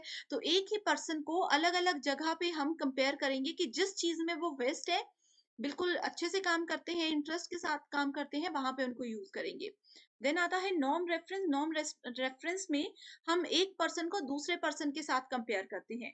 जैसे कि मान लीजिए मैं पर्सन ए को कंपेयर कर रही हूँ कि अच्छा आपका मैथ अच्छा है लेकिन आप डांस में बेकार हो, पर्सन बी जो है उनका मैथ बहुत बेकार है लेकिन वो डांस बहुत अच्छा करते हैं। तो हमने क्या किया, आपस में स्टूडेंट्स को कंपेयर किया, that is called non reference. तो ये 4 इवैल्यूएशन के टाइप्स मैंने बता दिए। करेक्ट आंसर है option number 1, that is formative evaluation बोलता है the intention of using is it it is to identify scope and potential for improvement. यानी कि रोज रोज अगर हम किसी स्टूडेंट से क्वेश्चनिंग करते हैं तो उससे उनका पोटेंशियल भी बढ़ता है, ठीक है, उनकी क्षमता भी बढ़ती है और उनके दायरे भी बढ़ते हैं। उसके बाद आता है समेटिव इवैल्यूएशन जिसमें पूछा बोला गया है इट्स इंटेंशन टू जज लर्निंग स्टैंडर्ड्स, ठीक है, कि फाइनली किस स्टैंडर्ड पर, किस लेवल पर हमारा स्टूडेंट है। क्राइटेरियन रेफरेंस क्या होता है, ये बोलता है स्टैंडर्ड्स इंडिकेटिव ऑफ मास्टरी, कि किसी पर्टिकुलर पर्सन की किस सब्जेक्ट में, किस डोमेन में मास्टरी है। जैसे कि मैंने आप लोगों को बताया, हम देखेंगे एक स्टूडेंट डांसिंग में कैसा है, सिंगिंग में कैसा है, म्यूजिक में कैसा है, स्टडीज में कैसा है, तो उसके देखेंगे किस चीज में उनकी मास्टरी है। Then we have norm reference जिसमें कि आता है percentile rank and standard scores are used for reporting. इसमें फिर उनके जो फाइनल रैंक होता है, रैंक क्या करता है, एक स्टूडेंट को दूसरे स्टूडेंट के साथ कंपेयर करता है। सो इस तरह से इसका करेक्ट आंसर होगा option number 1। Next question is which of the following are said to be style related competencies of an effective teacher. So एक इफेक्टिव टीचर की, ठीक है, एक प्रभावी शिक्षक की शैली संबंधित योग्यताएं किसको कहा जा सकता है, organised demeanour with which means being orderly, clean and in control, literacy which implies general knowledge as well as good at reading and writing, यानी कि एक टीचर कितना साक्षरता से भरा हुआ है, उनको जनरल नॉलेज यानी कि सामान्य ज्ञान कितना है, कितने अच्छे से वो पढ़ लिख सकते हैं। Self efficacy which refers to a person's self perceived capabilities to perform a task, यानी कि एक आत्म प्रभावकारिता किसी पर्सन की, किसी टीचर की कितनी है एंड वो कितनी क्षमता के साथ किसी भी दिए हुए कार्य को पूरा करते हैं। Flexibility which means being sensitive and lenient, यानी कि उनमें लचीलापन होना चाहिए, वो कितने संवेदनशील है, कितने किसी के प्रति उदार है, कितने सेंसिटिव है, ये होना चाहिए। लास्ट ऑप्शन है इवेल्युएटिंग एंड प्रोवाइडिंग फीडबैक, इसको मैं ऑलरेडी डिस्कस कर चुकी हूँ। तो correct answer here is A and B. Okay, so effective teacher की स्टाइल रिलेटेड कॉम्पिटेंसीज पूछा गया है। इसी तरह से स्टूडेंट्स, अगर यहाँ पे आप लोगों से पूछा होता किसी टीचर की इफेक्टिव टीचिंग स्किल्स क्या है, तो आप लोगों का करेक्ट आंसर बी जरूर होता, क्योंकि इसमें टीचर के नॉलेज के बारे में बात की गई है। बट क्योंकि इस क्वेश्चन में नॉलेज के बारे में नहीं, स्टाइल रिलेटेड बात की गई है, तो इसमें यही आता है कि एक टीचर कितना ज्यादा ऑर्गेनाइज है, कितना वो क्लियर है अपने वर्ड्स को लेके, अपने नॉलेज को लेके, ओके, और वो कितना सेंसिटिव है, ये आता है उनकी स्टाइल रिलेटेड कॉम्पिटेंसीज के अंदर। Next question is very important, the phase TL model of teaching implies that. So TL का मतलब है टीचिंग लर्निंग। सो फ्रेज टीचिंग लर्निंग मॉडल जो होता है उसमें टीचिंग का क्या मतलब होता है, यानी कि टी का मतलब क्या होता है, इसमें टी का मतलब होता है कि teaching and learning are integrally related acts, यानी कि टीचिंग और लर्निंग, यानी कि जो टीचर पढ़ा रहे हैं और जो स्टूडेंट सीख रहे हैं, ये दोनों चीजें एक दूसरे के साथ जुड़ी हुई हैं। वो कैसे जुड़ी हुई हैं, अब देखो, जो मैं आपको पढ़ा रही हूँ, अगर मेरा पढ़ाने का तरीका अच्छा है तो जरूर एक लर्नर समझेगा, ठीक है। वहीं अगर मेरा पढ़ाने का तरीका अगर अच्छा है लेकिन किसी लर्नर को इंटरेस्ट ही नहीं है तो वो नहीं समझेगा। तो ये दोनों चीजें एक दूसरे से जुड़ी होती हैं कि एक टीचर और लर्नर किस मेंटालिटी के साथ पढ़ाने आए हैं। Next question is given below are two statements, assertion and reason.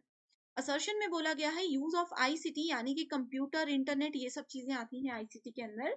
Use of ICT is justified during teaching which with a view to optimise learning outcomes, यानी कि एक टीचिंग में, अब मैं हूं, अगर मैं आप लोगों को कंप्यूटर की मदद से, जैसे आप लोग ऑनलाइन क्लासेस अभी कर रहे हो, ये आईसीटी के अंदर आता है।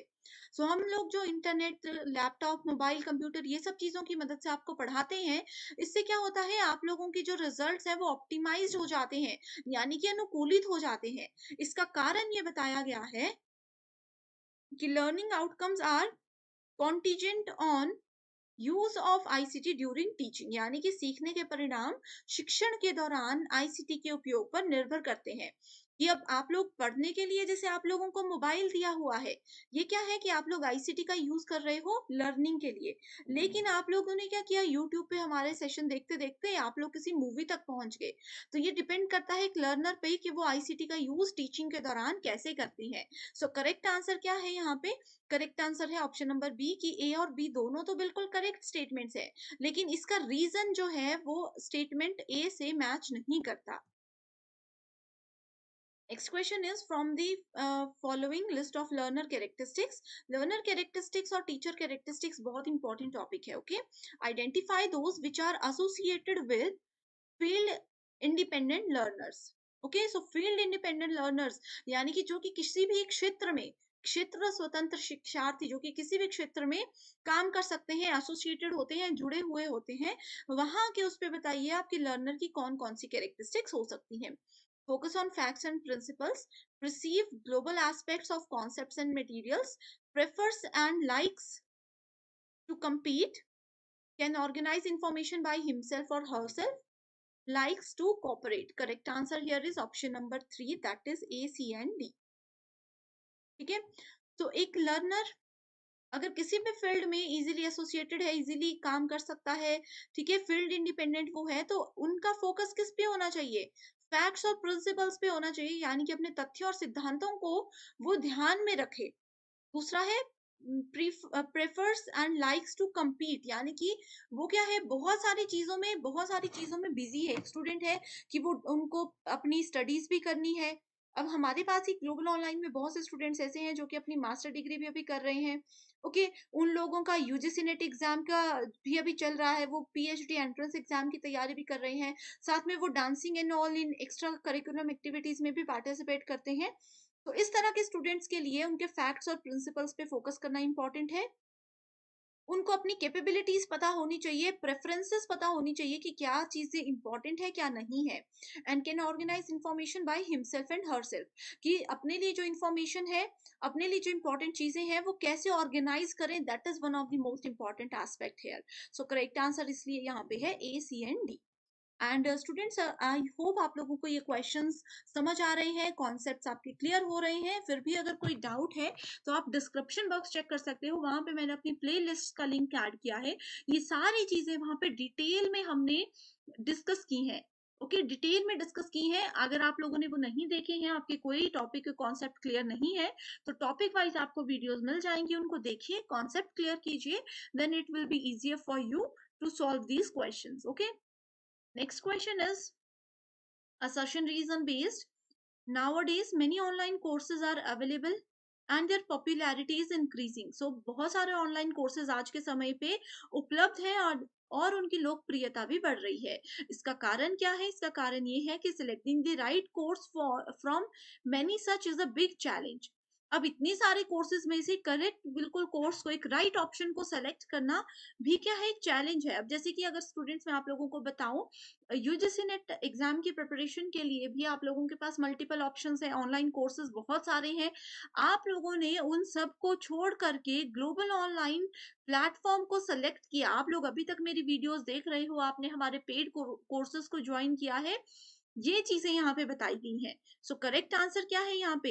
दोनों ही स्टेटमेंट्स बिल्कुल करेक्ट है कि हाँ, कोर्सेज आजकल बहुत सारे हैं, एंड उसमें से करेक्ट कोर्स जो है, राइट कोर्स जिसको हमें ज्वाइन करना चाहिए, ये एक बहुत बड़ी चुनौती है स्टूडेंट के लिए कि इतने सारे ऑप्शंस में से हम किसको चूज करें।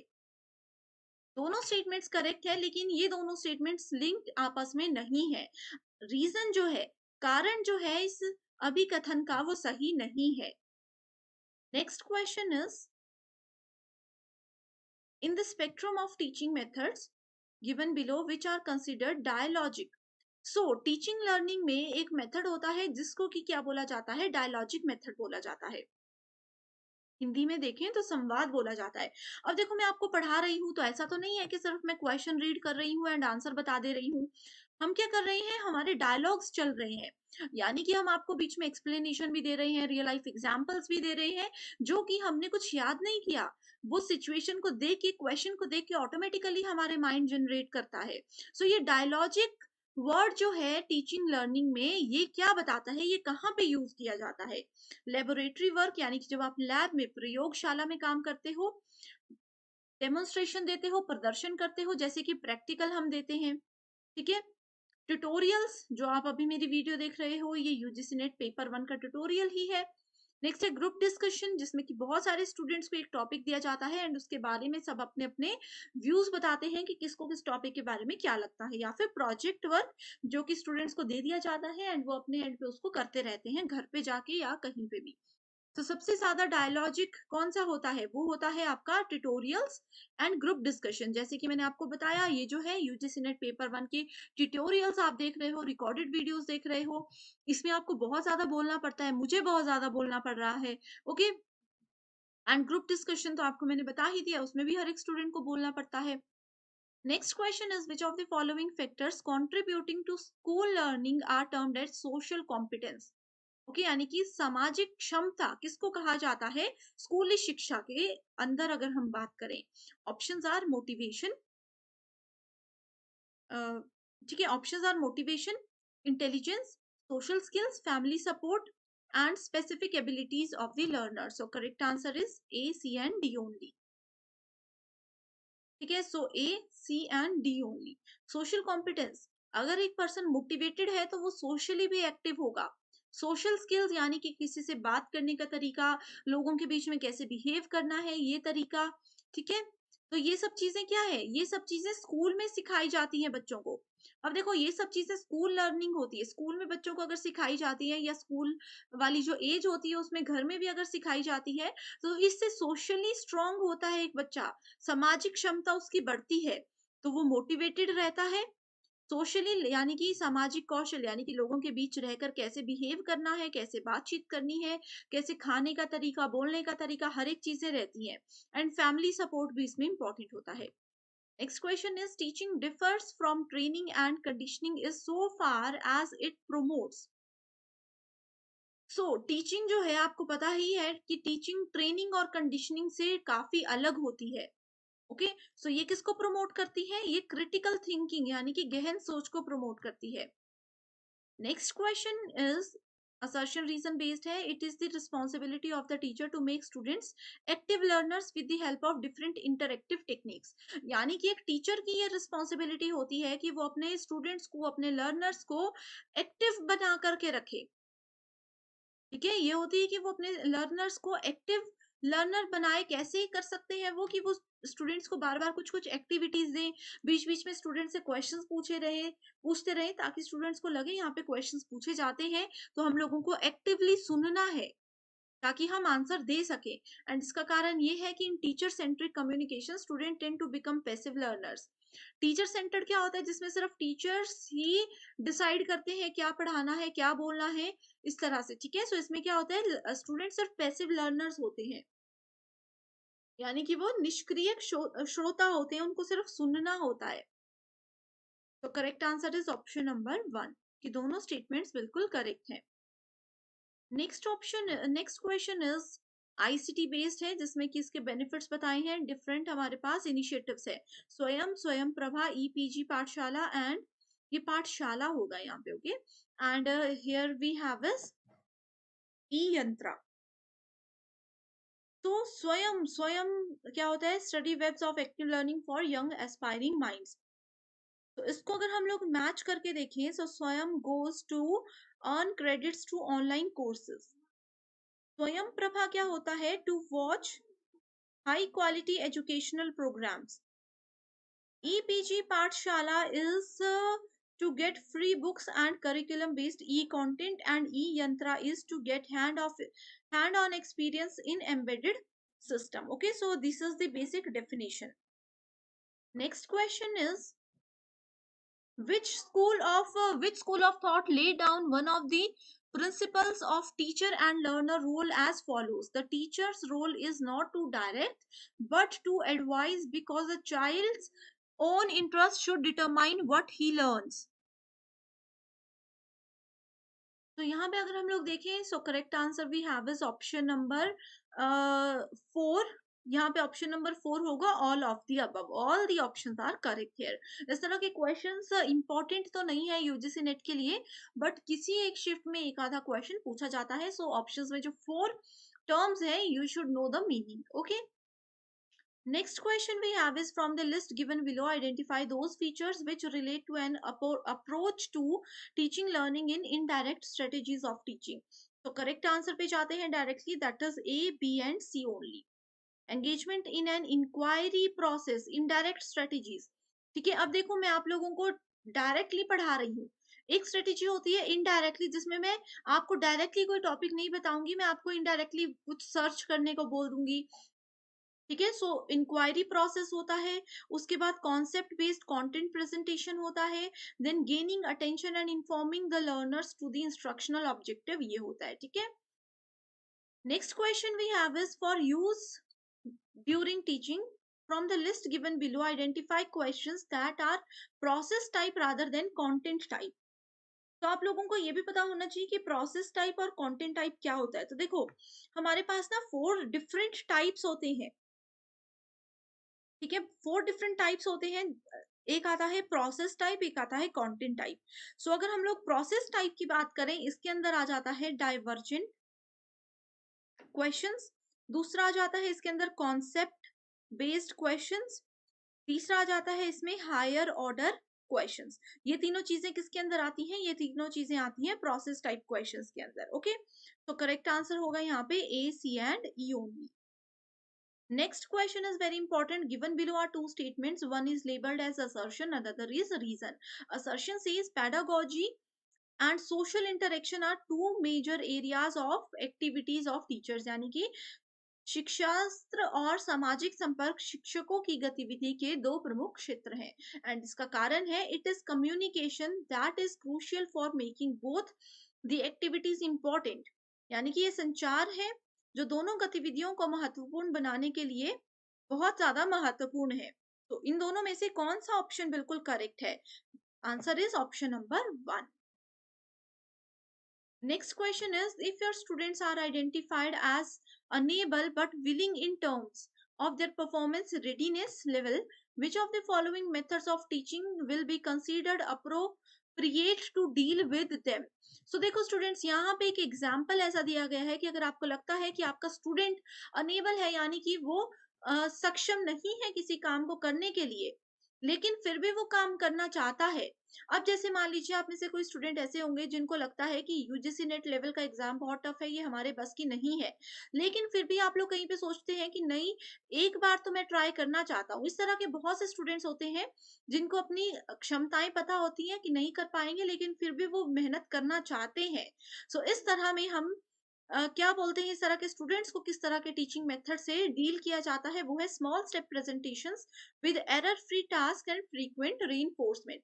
यानी कि इस तरह के स्टूडेंट्स को हम छोटे छोटे टास्क दे करके, छोटे छोटे टॉपिक वाइज टॉपिक, यानी कि स्टेप बाय स्टेप उनको आगे हम इस तरह से बढ़ा सकते हैं। अगर वो किसी स्टेप में बीच में कोई गलती कर भी देते हैं तो उस छोटी सी गलती को हम इग्नोर कर सकते हैं एंड किसी और तरीके से उस गलती को सुधारने का तरीका उनको बता सकते हैं, ताकि नेक्स्ट फेज में वो गलती ना करें। तो ये एक प्रोसेस बहुत ही स्टूडेंट्स बढ़ते हैं क्वेश्चंस की ओर। सो शिफ्ट 1 में पहला क्वेश्चन पूछा गया था, which one of the following developmental areas of individual differences will be affected if a child does not want to play with another child as he or she feels shy? So आप लोगों को पता है कि एक child होता है, उनके डिफरेंट एरियाज होते हैं, डिफरेंट फेजेस से उनको क्रॉस होना होता है। अगर एक स्टूडेंट, एक बच्चा ऐसे डेवलपमेंट एरिया में है जहां पे कि वो किसी दूसरे स्टूडेंट के साथ, किसी दूसरे बच्चे के साथ खेलना पसंद नहीं करता, या फिर हम ये बोल सकते हैं कि वो किसी दूसरे बच्चे के साथ खेलने जाने में थोड़ा शाय फील करता है। ठीक है, यानी कि वो कंफर्टेबल नहीं हो पाता है किसी के साथ मिक्सअप होने में। तो वो कौन से डेवलपमेंटल एरिया में आता है, ये क्वेश्चन इधर पूछा गया है। आप लोगों को पता होना चाहिए कि ऐसा जो है वो कौन सा एरिया आता है, वो आता है सोशल डेवलपमेंट, यानी कि option number 3 here is the right answer.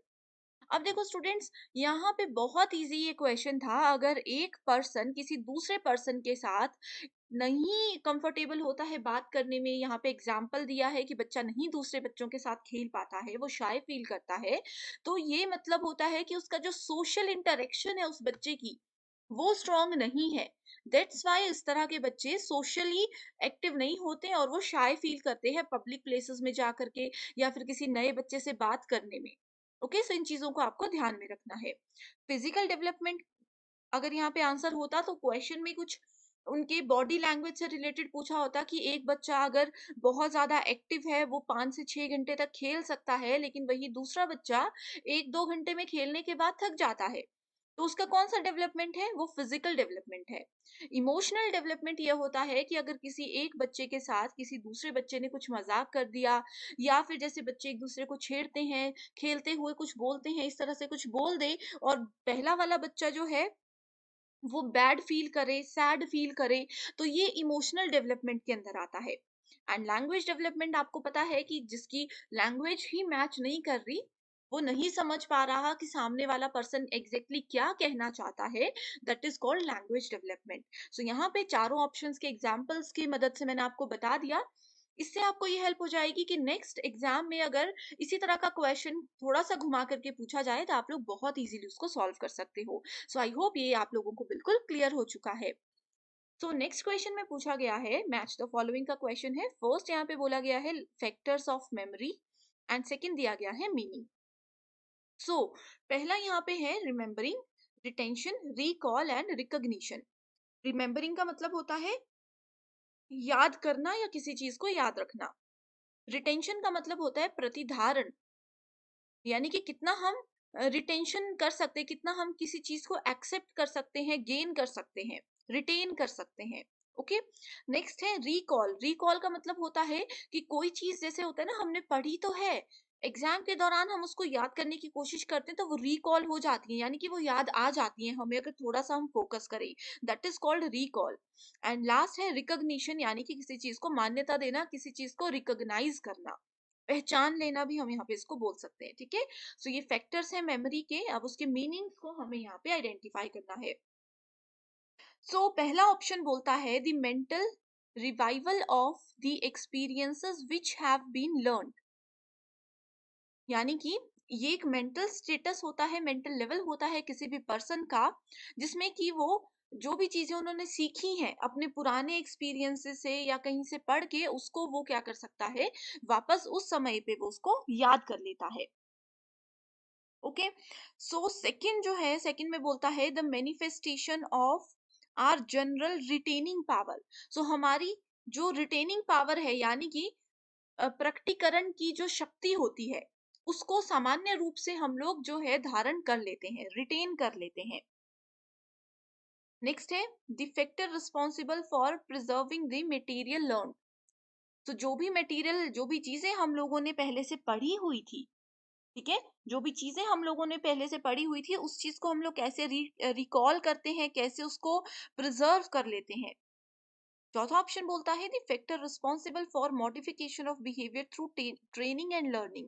सो किसी एक स्टूडेंट को अगर हम लोग ट्रेनिंग देते हैं या फिर उनको कोई चीज सिखाते हैं, उससे उनके बिहेवियर में मॉडिफिकेशन आती है, उनके चेंजेस आते हैं, तो उस चीज को क्या बोला जाता है। बहुत ही ज्यादा इजी क्वेश्चन इसको हम लोग मानते हैं। एंड स्टूडेंट्स, मैं हमेशा कहती हूँ कि अगर आपने हमारे वीडियो लेक्चर्स डिटेल में देखे थे, तो आपको इसका आंसर जरूर आता होगा। तो देखो, पहला जो है रिमेम्बरिंग, ठीक है, यानी कि किसी चीज को याद रखना। हम पर्सन जो होता है, कोई भी इंसान जो होता है, वो किसी चीज को तब याद रख सकता है जब वो अपने बिहेवियर में मॉडिफिकेशन लाता है, उनको प्रॉपर ट्रेनिंग और लर्निंग दी जाती है। ओके, दूसरा फिर आता है हमारे पास रिटेंशन। रिटेंशन से यहाँ से हम लोग डायरेक्टली इसको करेंगे इस तरह से, एंड रिटेंशन में हम मैच करेंगे the factor responsible for preserving the material learn. ठीक है, नेक्स्ट है रिकॉल। रिकॉल की क्या रिस्पॉन्सिबिलिटी होती है, the mental revival of the experiences which have been learn, यानी कि जो चीजें हमने पहले से पढ़ी हैं उस पर अगर थोड़ा सा जोर डालेंगे, मेंटल रिवाइवल अगर उस पर करेंगे, तो वो चीजें हमें याद आ जाती हैं, that is called recall. And recognition होता है the manifestation of our general retaining power. So I hope ये क्वेश्चन भी आप लोगों को बिल्कुल क्लियर हो चुका है। अभी तक के दो क्वेश्चंस में कोई डाउट है तो आप हमें कमेंट कर सकते हो, मैं डेफिनेटली आपकी हेल्प करूंगी। तो नेक्स्ट क्वेश्चन है, what are the limitations of employing online focus groups. So online focus groups होते हैं, राइट, उनको उनको एम्प्लॉय करने की, यानी कि उनको यूज करने की क्या क्या लिमिटेशंस हो सकती हैं। तो सबसे पहले तो स्टूडेंट्स, आप लोगों को ये पता होना चाहिए कि ऑनलाइन फोकस ग्रुप्स होते क्या है। सो ये एक इस तरह के ग्रुप्स होते हैं, इसको हम लोग किसी ऑनलाइन रिसर्च मेथड का सबसेट भी बोलते हैं। And basically they are an appropriate research method for consumer research. ठीक है, जनरली इसको रिसर्च में यूज किया जाता है, बट क्योंकि ऑनलाइन फोकस ग्रुप्स की बात की गई है तो यहाँ पे ये टीचिंग एप्टीट्यूड का पार्ट है। ओके, सो इसके डिफरेंट टाइप्स होते हैं, जैसे कि हम किसी स्टूडेंट का इंटरव्यू लेते हैं एडमिशन के टाइम पर, ये सब चीजें आती हैं ऑनलाइन फोकस ग्रुप्स के अंदर। ओके, सो इसकी लिमिटेशंस पूछी गई हैं। पहला ऑप्शन है easy access to conference sites can be set here. Okay, next is email interviews with people in different time zones will be extremely participatory। यानी कि जो ईमेल इंटरव्यूज होते हैं, दो लोगों के, एक किसी और कंट्री में है, दूसरा पर्सन किसी और कंट्री में है, वो एक्सट्रीमली पार्टिसिपेटरी होते हैं, यानी कि अत्यंत सहभागी होते हैं। नेक्स्ट है ड्रॉप आउट्स में इफेक्ट द डेटा क्वालिटी। इसमें क्या होता है कि डेटा क्वालिटी, जैसे इंटरव्यू अगर ऑनलाइन चल रहे हैं, बीच में अगर ड्रॉप आउट्स हो जाते हैं, यानी कि डेटा लॉस हो जाता है, इंटरनेट कनेक्शन मिस हो जाता है, तो वो जो है वो क्वालिटी को थोड़ा वहां पे डिस्टर्ब करते हैं। नेक्स्ट है the approach is confined to the people who are willing to participate. So जो लोग एक्चुअल में पार्टिसिपेट करना चाहते हैं इंटरेस्ट के साथ, ये अप्रोच उन लोगों के लिए कन्फाइंड होती है। Next is external influences on participants can be found, यानी कि प्रतिभागियों पर बाहरी प्रभाव देखे जा सकते हैं अगर हम लोग यहाँ पे ऑनलाइन फोकस ग्रुप्स को यूज करते हैं। ठीक है, सो ये मैंने आप लोगों को कुछ चीजें बता दी हैं। एंड इसके अलावा स्टूडेंट्स, करेक्ट आंसर पे जाने से पहले, ऑनलाइन फोकस ग्रुप्स जो होते हैं, इसको आप बस इतना याद रख लीजिए कि ये डेटा कलेक्शन करने के डिफरेंट तरीकों में से एक है, जो कि एक रिसर्चर को या फिर जो भी एक इंटरव्यूअर को मदद करता है कि एक डिस्कशन को वो ऑनलाइन प्लेटफॉर्म की मदद से पूरा कर सके। ओके, सो यहाँ पे अगर हम देखें, सो राइट आंसर है C, D and E. Limitations पूछी है, तो सबसे पहले लिमिटेशन तो यही है कि अगर इंटरनेट कनेक्शन लॉस हो जाता है तो इससे क्या होता है, इंटरव्यू की क्वालिटी या फिर कम्युनिकेशन की क्वालिटी लॉस हो जाती है। ठीक है, एंड ये सिर्फ उन लोगों के लिए ही है जो कि एक्चुअल में पार्टिसिपेट करने में इंटरेस्टेड है। जबरदस्ती यहाँ पे हम किसी को कुछ काम नहीं करवा सकते ऑनलाइन, ये चीजें रहती हैं। External influences on participants can be found here. ठीक है, सो राइट आंसर है C, D and E only. And बाकी के जो दो ऑप्शंस है ए एंड बी, ये दोनों ऑप्शंस ऑनलाइन फोकस ग्रुप की एक, हम बोल सकते हैं, डेफिनेशन का ही पार्ट है। Next question is, in online mode of teaching, a teacher added reading material like Word document, PPT, e-content, etc. on e-platform. Which option the students would choose? तो देखो स्टूडेंट्स, यहाँ पे वर्ड डॉक्यूमेंट, पीपीटी, ई content, ये सब चीजें क्या है, जैसे कि ऑनलाइन टीचिंग, अभी आप मेरी वीडियो देख रहे हो, ये भी ऑनलाइन टीचिंग है। हमारे लाइव सेशंस आप देखते हो, ये भी ऑनलाइन टीचिंग है। इसमें हम लोग, जैसे ये जो स्क्रीन पर आपको लिखा हुआ नजर आ रहा है, ये व्हाइट पेज नजर आ रहा है, ये सब चीजें क्या है, ये सब चीजें पीपीटीज हैं। ठीक है, वर्ड डॉक्यूमेंट हम यूज करते हैं। तो अगर एक टीचर टीचिंग के लिए इस तरह का रीडिंग मटेरियल यूज करते हैं, सो स्टूडेंट्स को क्या चूज करना चाहिए? करेक्ट ऑप्शन क्या होगा? Mind mapping tools, inventory control system, learning management system, या फिर असेसमेंट टूल्स। सो यहाँ पे अगर हम लोग देखें, सो राइट आंसर क्या है? Right answer is learning management system. ठीक है, सो स्टूडेंट को भी ऑनलाइन क्लासेस में एक प्रॉपर प्रबंधन प्रणाली होनी चाहिए, उनके पास भी वो चीजें उनको पता होनी चाहिए। Okay, next question is, a child who feels it difficult to do a task alone is able to do it better with the help of more skilled peers or adults। देखो ये वाला क्वेश्चन, फर्स्ट क्वेश्चन में भी हमने देखा था, उसमें ये था कि एक बच्चा किसी दूसरे बच्चे के साथ खेलने में शाय फील करता है। थोड़ा थोड़ा मिलता जुलता क्वेश्चन है, इसमें ये बोला गया है कि एक बच्चा कोई काम अगर उसको अकेला करने को दिया जाए तो वो नहीं कर पाएगा प्रॉपरली, लेकिन वही अगर उसके साथ कोई पर्सन भी है, कोई स्टूडेंट भी है जो कि एक स्किल्ड स्टूडेंट है, जिसको वो काम अच्छे से करना आता है, अगर इन दोनों की एक टीम बना दी जाए तो पर्सन ए उसमें भी बहुत अच्छे से पार्टिसिपेट करता है। सो इस टर्म को, इस चीज के लिए एक टर्म यूज की जाती है टीचिंग में, उसको क्या बोला जाता है? ये क्वेश्चन बहुत इंपॉर्टेंट होते हैं, क्योंकि यूजीसी नेट एग्जाम क्वालिफाई करने के बाद आप लोग टीचिंग प्रोफेशन में जाओगे, तो आप लोगों को पता होना चाहिए कि अगर एक स्टूडेंट इस तरह से बिहेव कर रहा है तो हम कैसे उनको ट्रीट कर सकते हैं, कैसे उनको इस चीज से बाहर निकाल सकते हैं। इसीलिए ये क्वेश्चंस ऐड किए जाते हैं। तो इसके लिए टर्म यूज होती है accommodation, zone of proximal development, assimilation या फिर इक्विलिब्रियम? तो right answer here is option number 3, that is assimilation. Assimilation का मतलब होता है मिलाना, एक पर्सन को किसी दूसरे पर्सन से मिलाना। वो क्वेश्चन में ही लिखा है, बस आपको टर्म्स का मीनिंग पता होना चाहिए। So assimilation of knowledge occurs when a teacher encounter a new idea। इसमें टीचर का एक बहुत बड़ा रोल होता है, इस चीज को आप लोग याद रख लीजिए, एग्जाम में पूछा जा सकता है, ठीक है, कि सिमुलेशन में टीचर का रोल होता है या नहीं होता है। तो आपको पता होना चाहिए कि सिमुलेशन मेथड में टीचर का एक बहुत बड़ा रोल होता है कि कैसे वो अपने आइडियाज को यूज करके इस तरह के शाय स्टूडेंट्स को एक एक्टिव स्टूडेंट्स के साथ बिठाए, सो दैट वो भी उस चीज में पार्टिसिपेट करें एंड उनकी ग्रोथ हो, उनके उनमें इंप्रूवमेंट्स हो, राइट। सो इस तरह की चीजों में टीचर का एक मेजर रोल होता है। इसका एक एग्जाम्पल आप ये भी ले सकते हो कि एक स्टूडेंट है जिसको आता सब कुछ है, बस वही चीज है कि वो शाय फील करता है, अकेले उसमें इतना कॉन्फिडेंस नहीं है कि वो काम करेगा, चाहे उसको सब कुछ आता है बट कॉन्फिडेंस की कमी हो सकती है। तो वहां पे भी हम लोग एसिमिलेशन टेक्निक को इजीली यूज कर सकते हैं। ओके, सो स्टूडेंट्स, ये थे आज की 5 मोस्ट इंपॉर्टेंट क्वेश्चंस। आप लोगों को इन क्वेश्चन से जरूर एक आइडिया लग चुका होगा कि एनटीए ने अब किस तरह के पैटर्न के क्वेश्चंस को पूछना स्टार्ट कर दिया है। तो इसका ये बेनिफिट है कि इन क्वेश्चंस के पैटर्न को ध्यान में रखते हुए आप लोग अपने आगे आने वाले एग्जामिनेशन की तैयारी उस अकॉर्डिंग कर सकते हो। सो टीचिंग में जून 2023 का पहला क्वेश्चन है, the teaching that provide all students with challenging instructions and uses support when needed but remove those supports at student become able to handle more on their own is called as. बिल्कुल basic question है, इसमें एक ऐसी teaching method की बात की गई है जिसमें कहा है कि एक टीचर अपने जितने भी स्टूडेंट्स हैं उनको बहुत ही ज्यादा चुनौतीपूर्ण अनुदेश देते हैं और उनको चीजें समझाते भी हैं। जैसे मान लीजिए मैंने आपको बहुत ही ज्यादा डिफिकल्ट टास्क दे दिया और उस टास्क में लेकिन फिर मैं आपकी हेल्प भी करूंगी कि कैसे उसको सॉल्व करना है, आपका सपोर्ट भी मैं करूंगी। एंड मैं आपका सपोर्ट तब तक करूंगी जब तक आप उस चीज को अच्छे से समझ नहीं जाते। एंड जितना भी सपोर्ट है मेरा वो मैं हटा दूंगी, आपको हेल्प करना बंद कर दूंगी जब मुझे लगेगा कि इस तरह की सिचुएशन को, इस तरह के क्वेश्चंस को स्टूडेंट्स अपने आप से हैंडल कर सकते हैं। तो ये इस क्वेश्चन में पूछा गया है और इसका करेक्ट आंसर क्या होगा? Recessive teaching, active teaching, adaptive teaching और प्रॉब्लम ओरिएंटेड टीचिंग।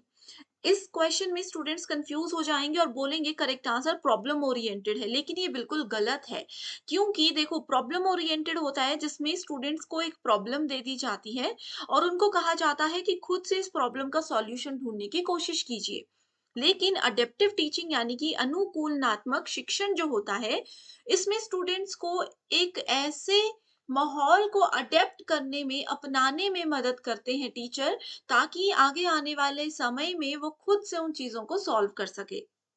ठीक है, तो शुरुआत में जैसे छोटे बच्चे होते हैं उनको शुरुआत में उनके टीचर्स, उनके पेरेंट्स कैसे हेल्प करते हैं हर एक चीज में, कुछ लेने में, पानी पीने में, हर एक चीज में हेल्प करते हैं। लेकिन जब उनको लगता है कि बच्चे अभी बड़े हो रहे हैं, वो धीरे धीरे चीजों को खुद से कर सकते हैं, तो वो उनकी मदद करना छोड़ देते हैं। तो ये होता है adaptive teaching, right? Second question है, which of the following are the interrelated phases created by John Keller for stimulating and sustaining learners motivation in the teaching and learning process?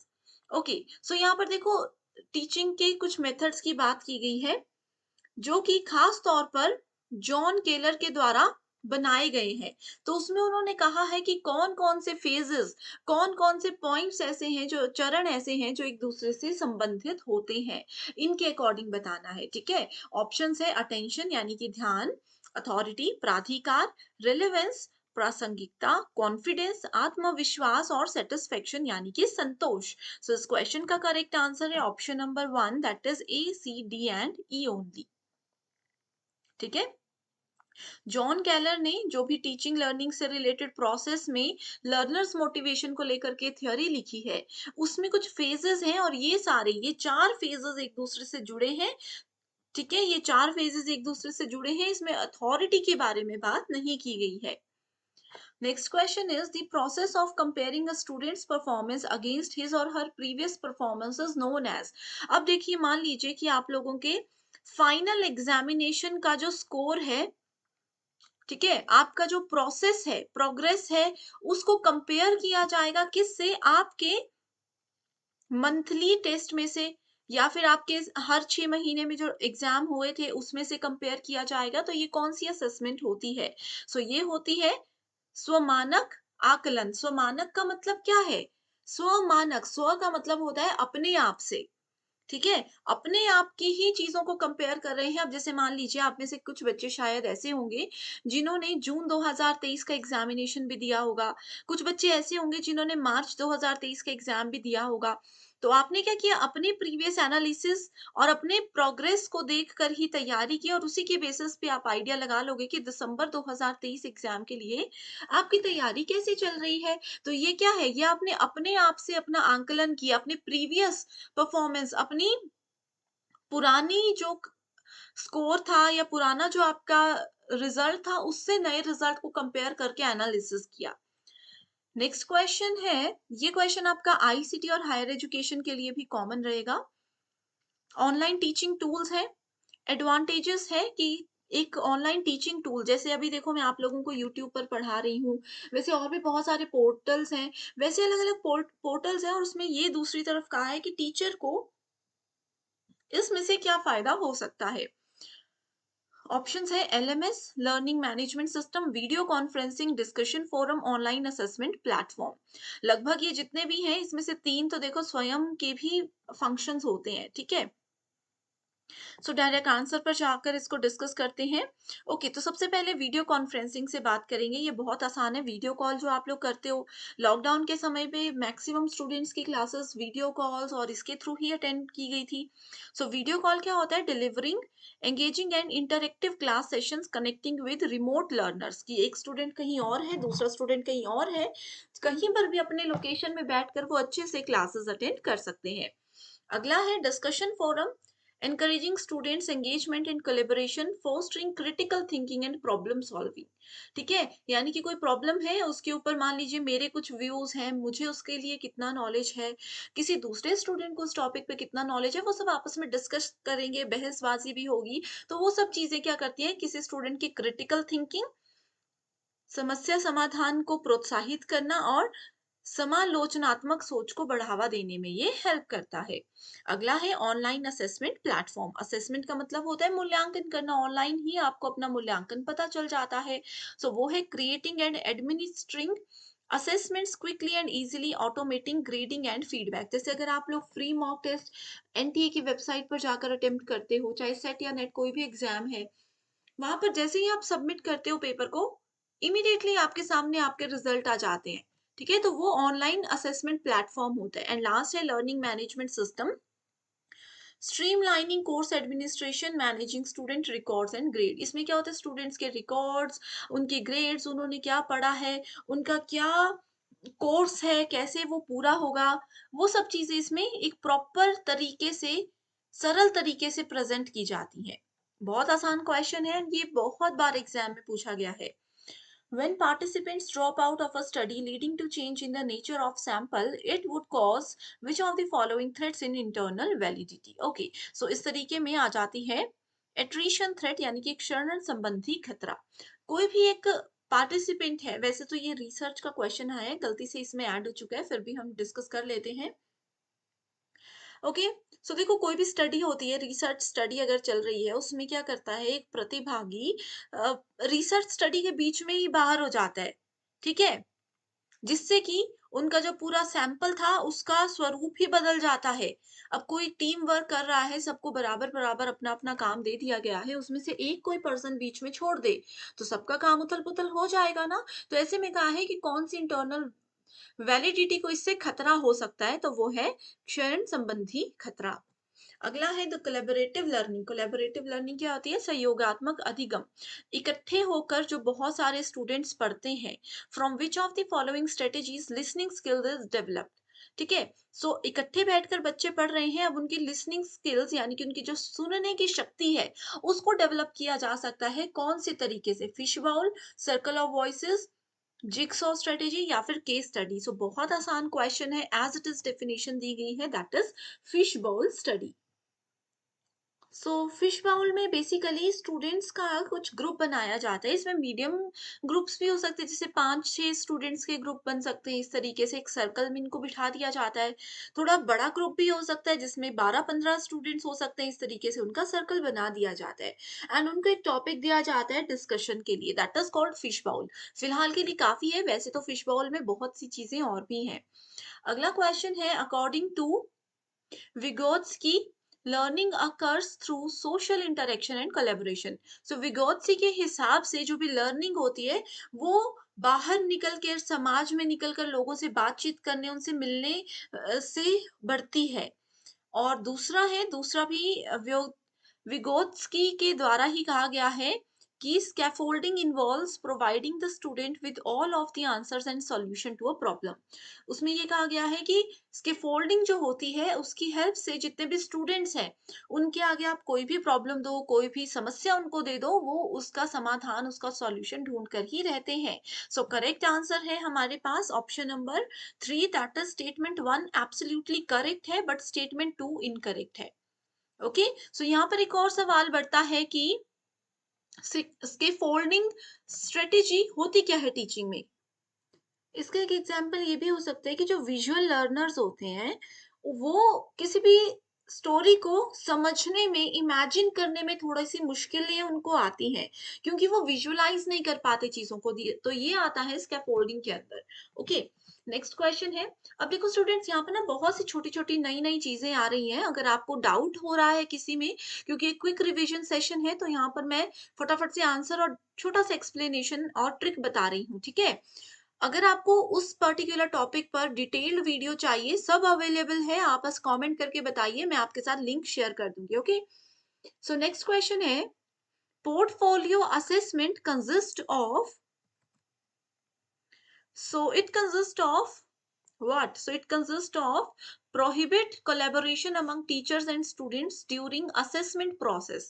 ठीक है, प्रोहिबिट कोलैबोरेशन क्या होता है, जो teacher और students के बीच में कोलैबोरेशन है, सहयोग है, उसको यहाँ पर अलाउड नहीं किया जाता, खास तौर पे तब जब असेसमेंट चल रही होती है, मूल्यांकन का कार्य चल रहा होता है। दूसरा आ जाता है इसमें addressing the students achievements only. तो उस केस में पोर्टफोलियो असेसमेंट में सिर्फ और सिर्फ स्टूडेंट्स की उपलब्धियों पर ध्यान दिया जाता है, ना कि उनकी गलतियों पर। और अगला है, provide students opportunities to reflect upon feeling about learning, कि वो लर्निंग की भावनाओं को क्या समझते हैं, कैसे उनको फील होता है, ये सब चीजों के बारे में यहाँ पर डिस्कस किया जाता है। बेसिकली जो पोर्टफोलियो मूल्यांकन होता है ना, ये एक सिस्टमैटिक प्रोसेस होता है, एक पूरे सिस्टम के साथ एक ऑर्गेनाइज्ड तरीके से इसको परफॉर्म किया जाता है, जो कि टीचर और स्टूडेंट्स दोनों के लिए होता है। ठीक है, इसमें क्या होता है, स्टूडेंट्स की ग्रोथ, उनका नॉलेज, उनके स्किल्स, उनका सब्जेक्ट का पर्टिकुलर नॉलेज, उस सबको मॉनिटर करने के लिए, उस सब पर ध्यान देने के लिए एक टीचर ये पोर्टफोलियो असेसमेंट एक स्टूडेंट के ऊपर करते हैं। ठीक है, अगला क्वेश्चन है, which of the following factors affect learning of learners. तो स्टूडेंट्स की लर्निंग पर क्या प्रभाव पड़ता है, कौन कौन सी चीजें उस पर फर्क डालती है। फैमिली स्ट्रक्चर, कि कितने बड़ा परिवार है, क्या उससे किसी स्टूडेंट की पढ़ाई में फर्क पड़ेगा। सोशियो इकोनॉमिक स्टेटस, की सामाजिक आर्थिक स्थिति उनकी क्या है, गरीब है, अमीर है। कल्चरल बैकग्राउंड, किस संस्कृति, किस समाज से वो आते हैं या किस स्कूल में वो पढ़ते हैं, तो किस पे डिपेंड करता है, सभी फैक्टर्स इंपॉर्टेंट होते हैं। बहुत बड़ा परिवार होगा, बच्चे हैं, बुजुर्ग हैं, तो पढ़ पाएंगे, नहीं पढ़ पाएंगे। कोई सोशियो इकोनॉमिक स्टेटस, कोई पर्सन अगर गरीब है, नहीं फाइनेंशियली इतने एक्टिव हैं, तो वो क्या बड़े स्कूल में पढ़ कर एक अच्छी एजुकेशन ले पाते, नहीं ले पाते। चाहे उनका बच्चा इंटेलिजेंट भी होगा, बट वो उस लेवल की एजुकेशन नहीं दे पाएंगे। कल्चरल बैकग्राउंड, किस संस्कृति से वो आते हैं। कई लोगों की संस्कृति में आपने देखा होगा, अभी भी ये कहते हैं कि महिलाओं को, लड़कियों को नहीं पढ़ाना चाहिए ज्यादा, तो वो उस बैकग्राउंड से, तो उनकी पढ़ाई में फर्क पड़ेगा। और किस स्कूल में आप पढ़ रहे हो, that is also very important, right. अगला क्वेश्चन है, ऑनलाइन टूल्स हैं और उनके फंक्शंस हैं जो कि टीचिंग में हेल्प करते हैं। ये भी आईसीटी में कॉमन क्वेश्चन है। एडुपजल, एडपजल, माइंड मिस्टर, गूगल डॉक्स और मेंटीमीटर। अब में भी हो सकता है बहुत स्टूडेंट्स ने नहीं सुनी हो चीजें, लेकिन गूगल डॉक्स तो सबने सुना होता है। सो गूगल डॉक्स क्या है, गूगल डॉक्स बेसिकली ये एक ऑनलाइन, जैसे आप लोग एमएस वर्ड यूज़ करते हो, वैसे ही ऑनलाइन वर्ड प्रोसेसर है जिसमें आप फ्री डॉक्यूमेंट्स को क्रिएट कर सकते हो, फ्री स्लाइड्स को क्रिएट कर सकते हो, ड्राइंग, फॉर्म्स, ये सब चीज़ें इसमें आ जाती हैं, ठीक है?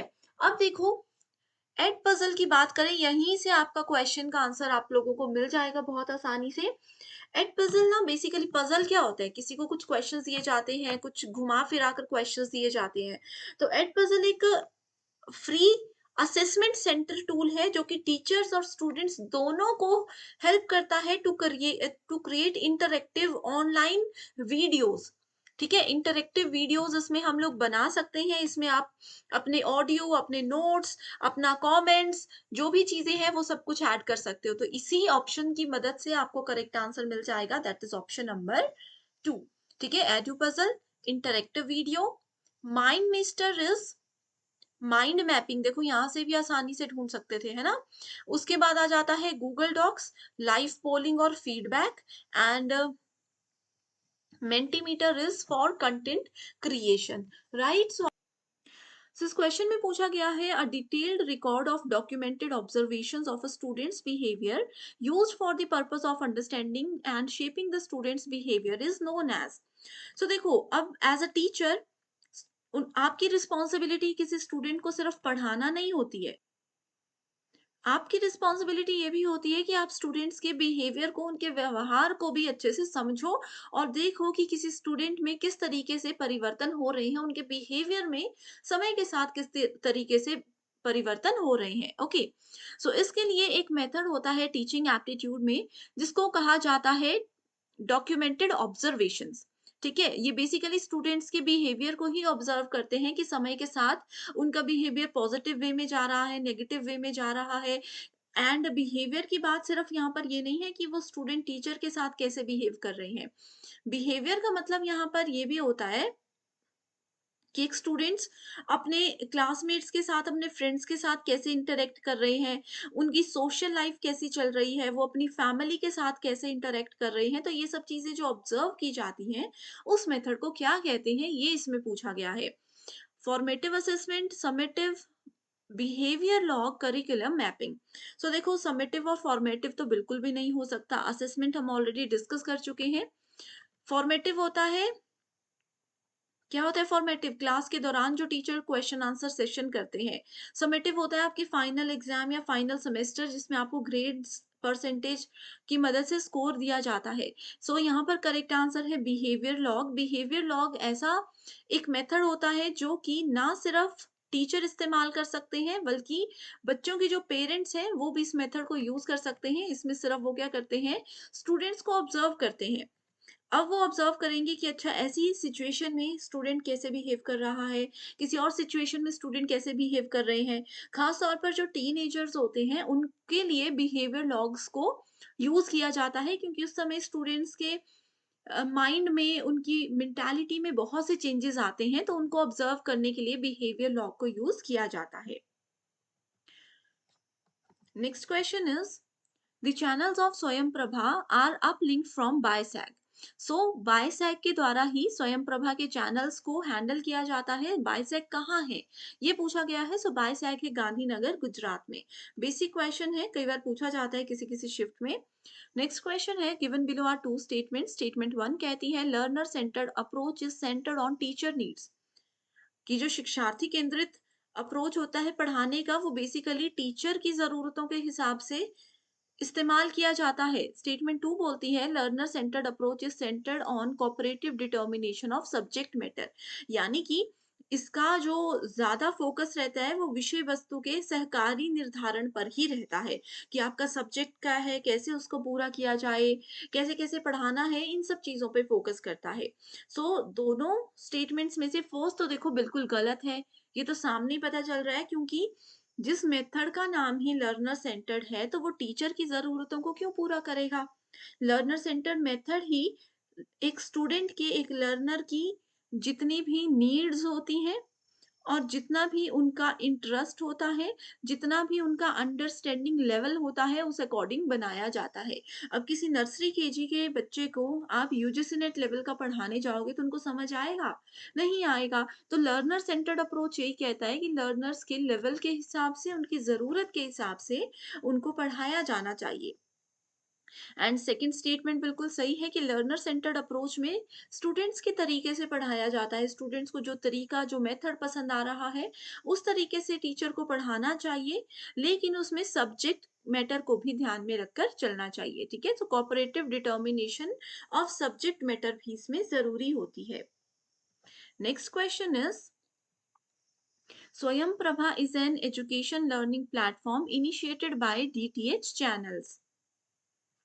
सो करेक्ट आंसर क्या है इधर? करेक्ट आंसर है ministry of human resource and development, जिसको आप पहले MHRD के नाम से जानते थे, अब इसका नाम चेंज हो गया है, इसका नाम रखा गया है मिनिस्ट्री ऑफ एजुकेशन।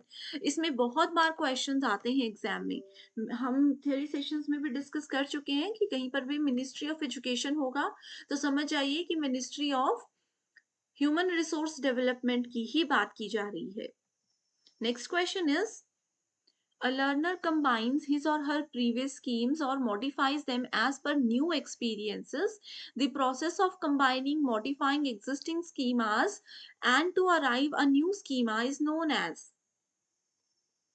एक स्टूडेंट ने क्या किया, उनके जितना भी पुराना नॉलेज था, जितना भी स्कीमा थे उनके, उस सब को थोड़ा सा मॉडिफाई किया, उसको अच्छे से समझने की कोशिश की और अपने न्यू एक्सपीरियंस के हिसाब से उसको डिजाइन कर दिया, उसको बना दिया। ये जो प्रोसेस था जिसमें उन्होंने अपना पुराना नॉलेज और नया नॉलेज यूज किया और उससे कुछ नई चीज डिजाइन कर दी, नया कुछ एग्जिस्टिंग स्कीमा को डिजाइन किया, इस मेथड को क्या कहते हैं? सो इस मेथड को कहा जाता है अकोमोडेशन।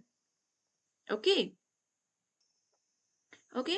सो ये जो डेफिनेशन है ये बेसिकली दी गई है पाइगेट की लर्निंग थ्योरी में। ठीक है, पाइगेट्स थ्योरी ऑफ कॉग्निटिव डेवलपमेंट के अंदर ये चीजें कही गई थी। उन्होंने ये कहा था कि जो भी आपके पास एसिमिलेशन होता है, अकोमोडेशन होता है एंड इक्विलिब्रेशन होता है, ये तीन तरीके होते हैं जिसकी मदद से हम स्टूडेंट्स के, किसी चिल्ड्रन के एक्सपीरियंस को, पुराने एक्सपीरियंस को उनके नए नॉलेज, उनके नए स्कीमा के साथ कंबाइन करके कुछ नया डिजाइन कर सकते हैं। सो बेसिकली यहाँ पर जो चीजें यूज हो रही थी वो सबसे ज्यादा फोकस्ड थी सिर्फ और सिर्फ अकोमोडेशन को लेकर के। अब बात आती है कि स्कीमा क्या होता है। सो स्कीमा बेसिकली एक रिप्रेजेंटेशन होता है in the mind of a set of ideas और एक्शंस विच गो टुगेदर। कुछ ऐसी चीजें जो कि आपके माइंड में भी आ रही हैं, ठीक है, कुछ आइडियाज ऐसे हैं जिनको मिला करके आप कुछ नया क्रिएट करते हो। तो स्टूडेंट्स ने क्या किया, अपने पुराने एक्सपीरियंस से, पुराने ही एक्सपीरियंस से जो सीखा था, उनके नॉलेज जो उनके पास था, उसी को मॉडिफाई किया और नया एक्सपीरियंस उनके पास आ गया।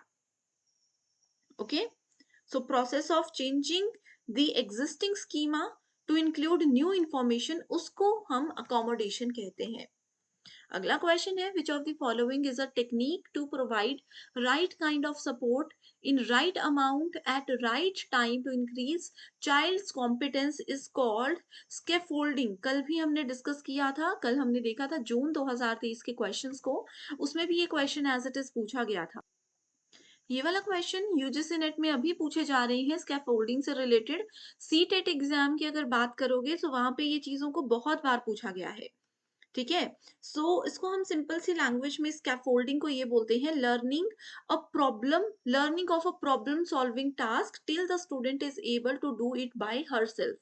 कल जो हमने जून 2023 वाला क्वेश्चन देखा था उसमें ये कहा था कि एक ऐसा मेथड कौन सा होता है जिसमें टीचर स्टूडेंट्स की हेल्प करते हैं एक लेवल तक, लेकिन जब उन टीचर को लगता है कि स्टूडेंट खुद से चीजें समझ रहे हैं, खुद से चीजें कर सकते हैं, तो वो उनकी हेल्प करना छोड़ देते हैं। ठीक है, तो वो स्कैफोल्डिंग होता है, learning of a problem solving task till the student is able to do it by themself. ये सिर्फ टीचर्स नहीं, ये पेरेंट भी कर सकते हैं। ठीक है, providing a half solved example, ये इसका एक बेस्ट तरीका होता है। स्कैफोल्डिंग बेसिकली एक फॉर्म होता है जिसमें हम फैसिलिटेट करते हैं, कुछ फैसिलिटीज लर्नर्स को देते हैं, लेकिन एक लिमिटेड टाइम पीरियड के लिए। इसमें जब बच्चों को सिखाया जाता है तो उनके लिए कुछ प्री प्लान्ड एक्टिविटीज होती हैं जिसकी हेल्प से उनको चीज़ें सिखाई जाती हैं। उसके बाद टीचर्स की ऑब्जर्वेशन में वो सेम एक्टिविटीज़ उनको दोहराने को कहा जाता है। फिर 2-3 दिन के बाद या कुछ टाइम के बाद जब टीचर को लगता है या पेरेंट्स को लगता है कि वो खुद से चीज़ें समझ रहे हैं, सॉल्व कर पा रहे हैं चीज़ों को, प्रॉब्लम्स को, तो वो उनकी मदद करना छोड़ देते हैं। बहुत आसान क्वेश्चन है, बार-बार आता है एग्जाम में। Which of the following statements best describe brainstorming method of teaching? So brainstorming method क्या होता है टीचिंग का? ब्रेनस्टॉर्मिंग मेथड से किसी भी स्टूडेंट की, किसी भी लर्नर की क्रिएटिविटी को हम एनहांस कर सकते हैं। ठीक है, ये मेथड सबसे पुराना और सबसे बेस्ट टेक्निक मानी जाती है किसी की क्रिएटिव थिंकिंग को बढ़ाने के लिए। कॉम्प्लेक्स और क्रिटिकल प्रॉब्लम्स जो होती हैं, अगर मान लीजिए किसी बच्चे में हमें ये आदत डालनी है कि वो बात-बात पर रोता है, बात-बात पर परेशान हो जाता है, तो उनकी कॉम्प्लेक्स और क्रिटिकल प्रॉब्लम सॉल्विंग एबिलिटीज़ को अगर हम बढ़ाना चाहते हैं, तो ब्रेनस्टॉर्मिंग मेथड उसमें बेस्ट माना जाता है। ठीक है? सो इसका करेक्ट आंसर है production of large number of ideas. Next is which of the following are the main characteristics of learner centred approach, यानी कि शिक्षार्थी केंद्रित उपागम की मुख्य विशेषताएं क्या हैं? सो इसमें है it is centred on cooperative determination of subject matter. देखो सेम क्वेश्चन था, मैं इसीलिए आपको कहती हूँ कि पेपर 1 में प्रीवियस ईयर क्वेश्चंस को पढ़िए। देखो सेम क्वेश्चन लेकिन डिफरेंट तरीके से पूछा गया था। It lays emphasize on variability of exposure. ठीक है, ये जोखिम की परिवर्तनशीलता पर जोर देता है। Next is which of the following statement best describes summative evaluation in evaluation procedure? So summative evaluation क्या होता है? आप लोगों का evaluation मूल्यांकन किया जाता है आपके फाइनल एग्जाम, आपके सेमेस्टर एग्जामिनेशन के बाद, जिसमें आपको परसेंटेज दी जाती है, ग्रेड दिया जाता है और बीच में कोई इन्वॉल्वमेंट नहीं रहती है। सो इसका करेक्ट आंसर होगा टीचर अवार्ड्स ग्रेड्स। देखो मैंने कीवर्ड पहले ही बता दिया था कि ग्रेड्स की बात कर रहे हैं। That means we are talking about summative evaluation. A teacher award grades to the students after having transacted the course work. Next is which of the following educational theory emphasizes the importance of scaffolding and support for slow learners? So जो slow learners होते हैं, थोड़ा सा धीरे जो student सीखते हैं, उनके लिए कौन सी थ्योरी को यूज किया जाता है? देखो क्वेश्चन फिर से पढ़ते हैं। Which of the following educational theory emphasizes the importance of scaffolding and support for slow learners? So scaffolding का मतलब हम लोगों ने डिस्कस कर लिया है। इसका करेक्ट आंसर होगा जोन ऑफ प्रॉक्सिमल डेवलपमेंट। अब ये क्या होता है, इसको भी हम डिटेल में डिस्कस करते हैं। ये थ्योरी जो है एक एजुकेशनल थियोरिस्ट के द्वारा बनाई गई थी। And zone of proximal development, इसको कई बार एग्जाम में पी ZPD के नाम से भी जाना जा सकता है, डायरेक्टली लिखा हो सकता है। सो ZPD कॉन्सेप्ट के हिसाब से learning occurs more effectively when learners are guided and supported in their learning process, specially in the area where they may struggle. ठीक है, तो इसमें ये क्या जाता है कि ये मेथड बोलती है कि स्टूडेंट सबसे बेस्ट तब सीखते हैं कि जिस जगह पर उनको दिक्कत आ रही है, उस जगह पर उनको अच्छे से गाइड किया जाए, उनको अच्छे से सपोर्ट किया जाए और 1-2 बार उनको अच्छे से मदद की जाए उस तरीके से, उस जगह से बाहर निकलने की, उस प्रॉब्लम से बाहर निकलने की, तो वो आसानी से चीज़ों को समझकर सॉल्व कर सकते हैं। तो ये है zone of proximal development. And thank you so much everyone for watching the session and I wish you all the very best.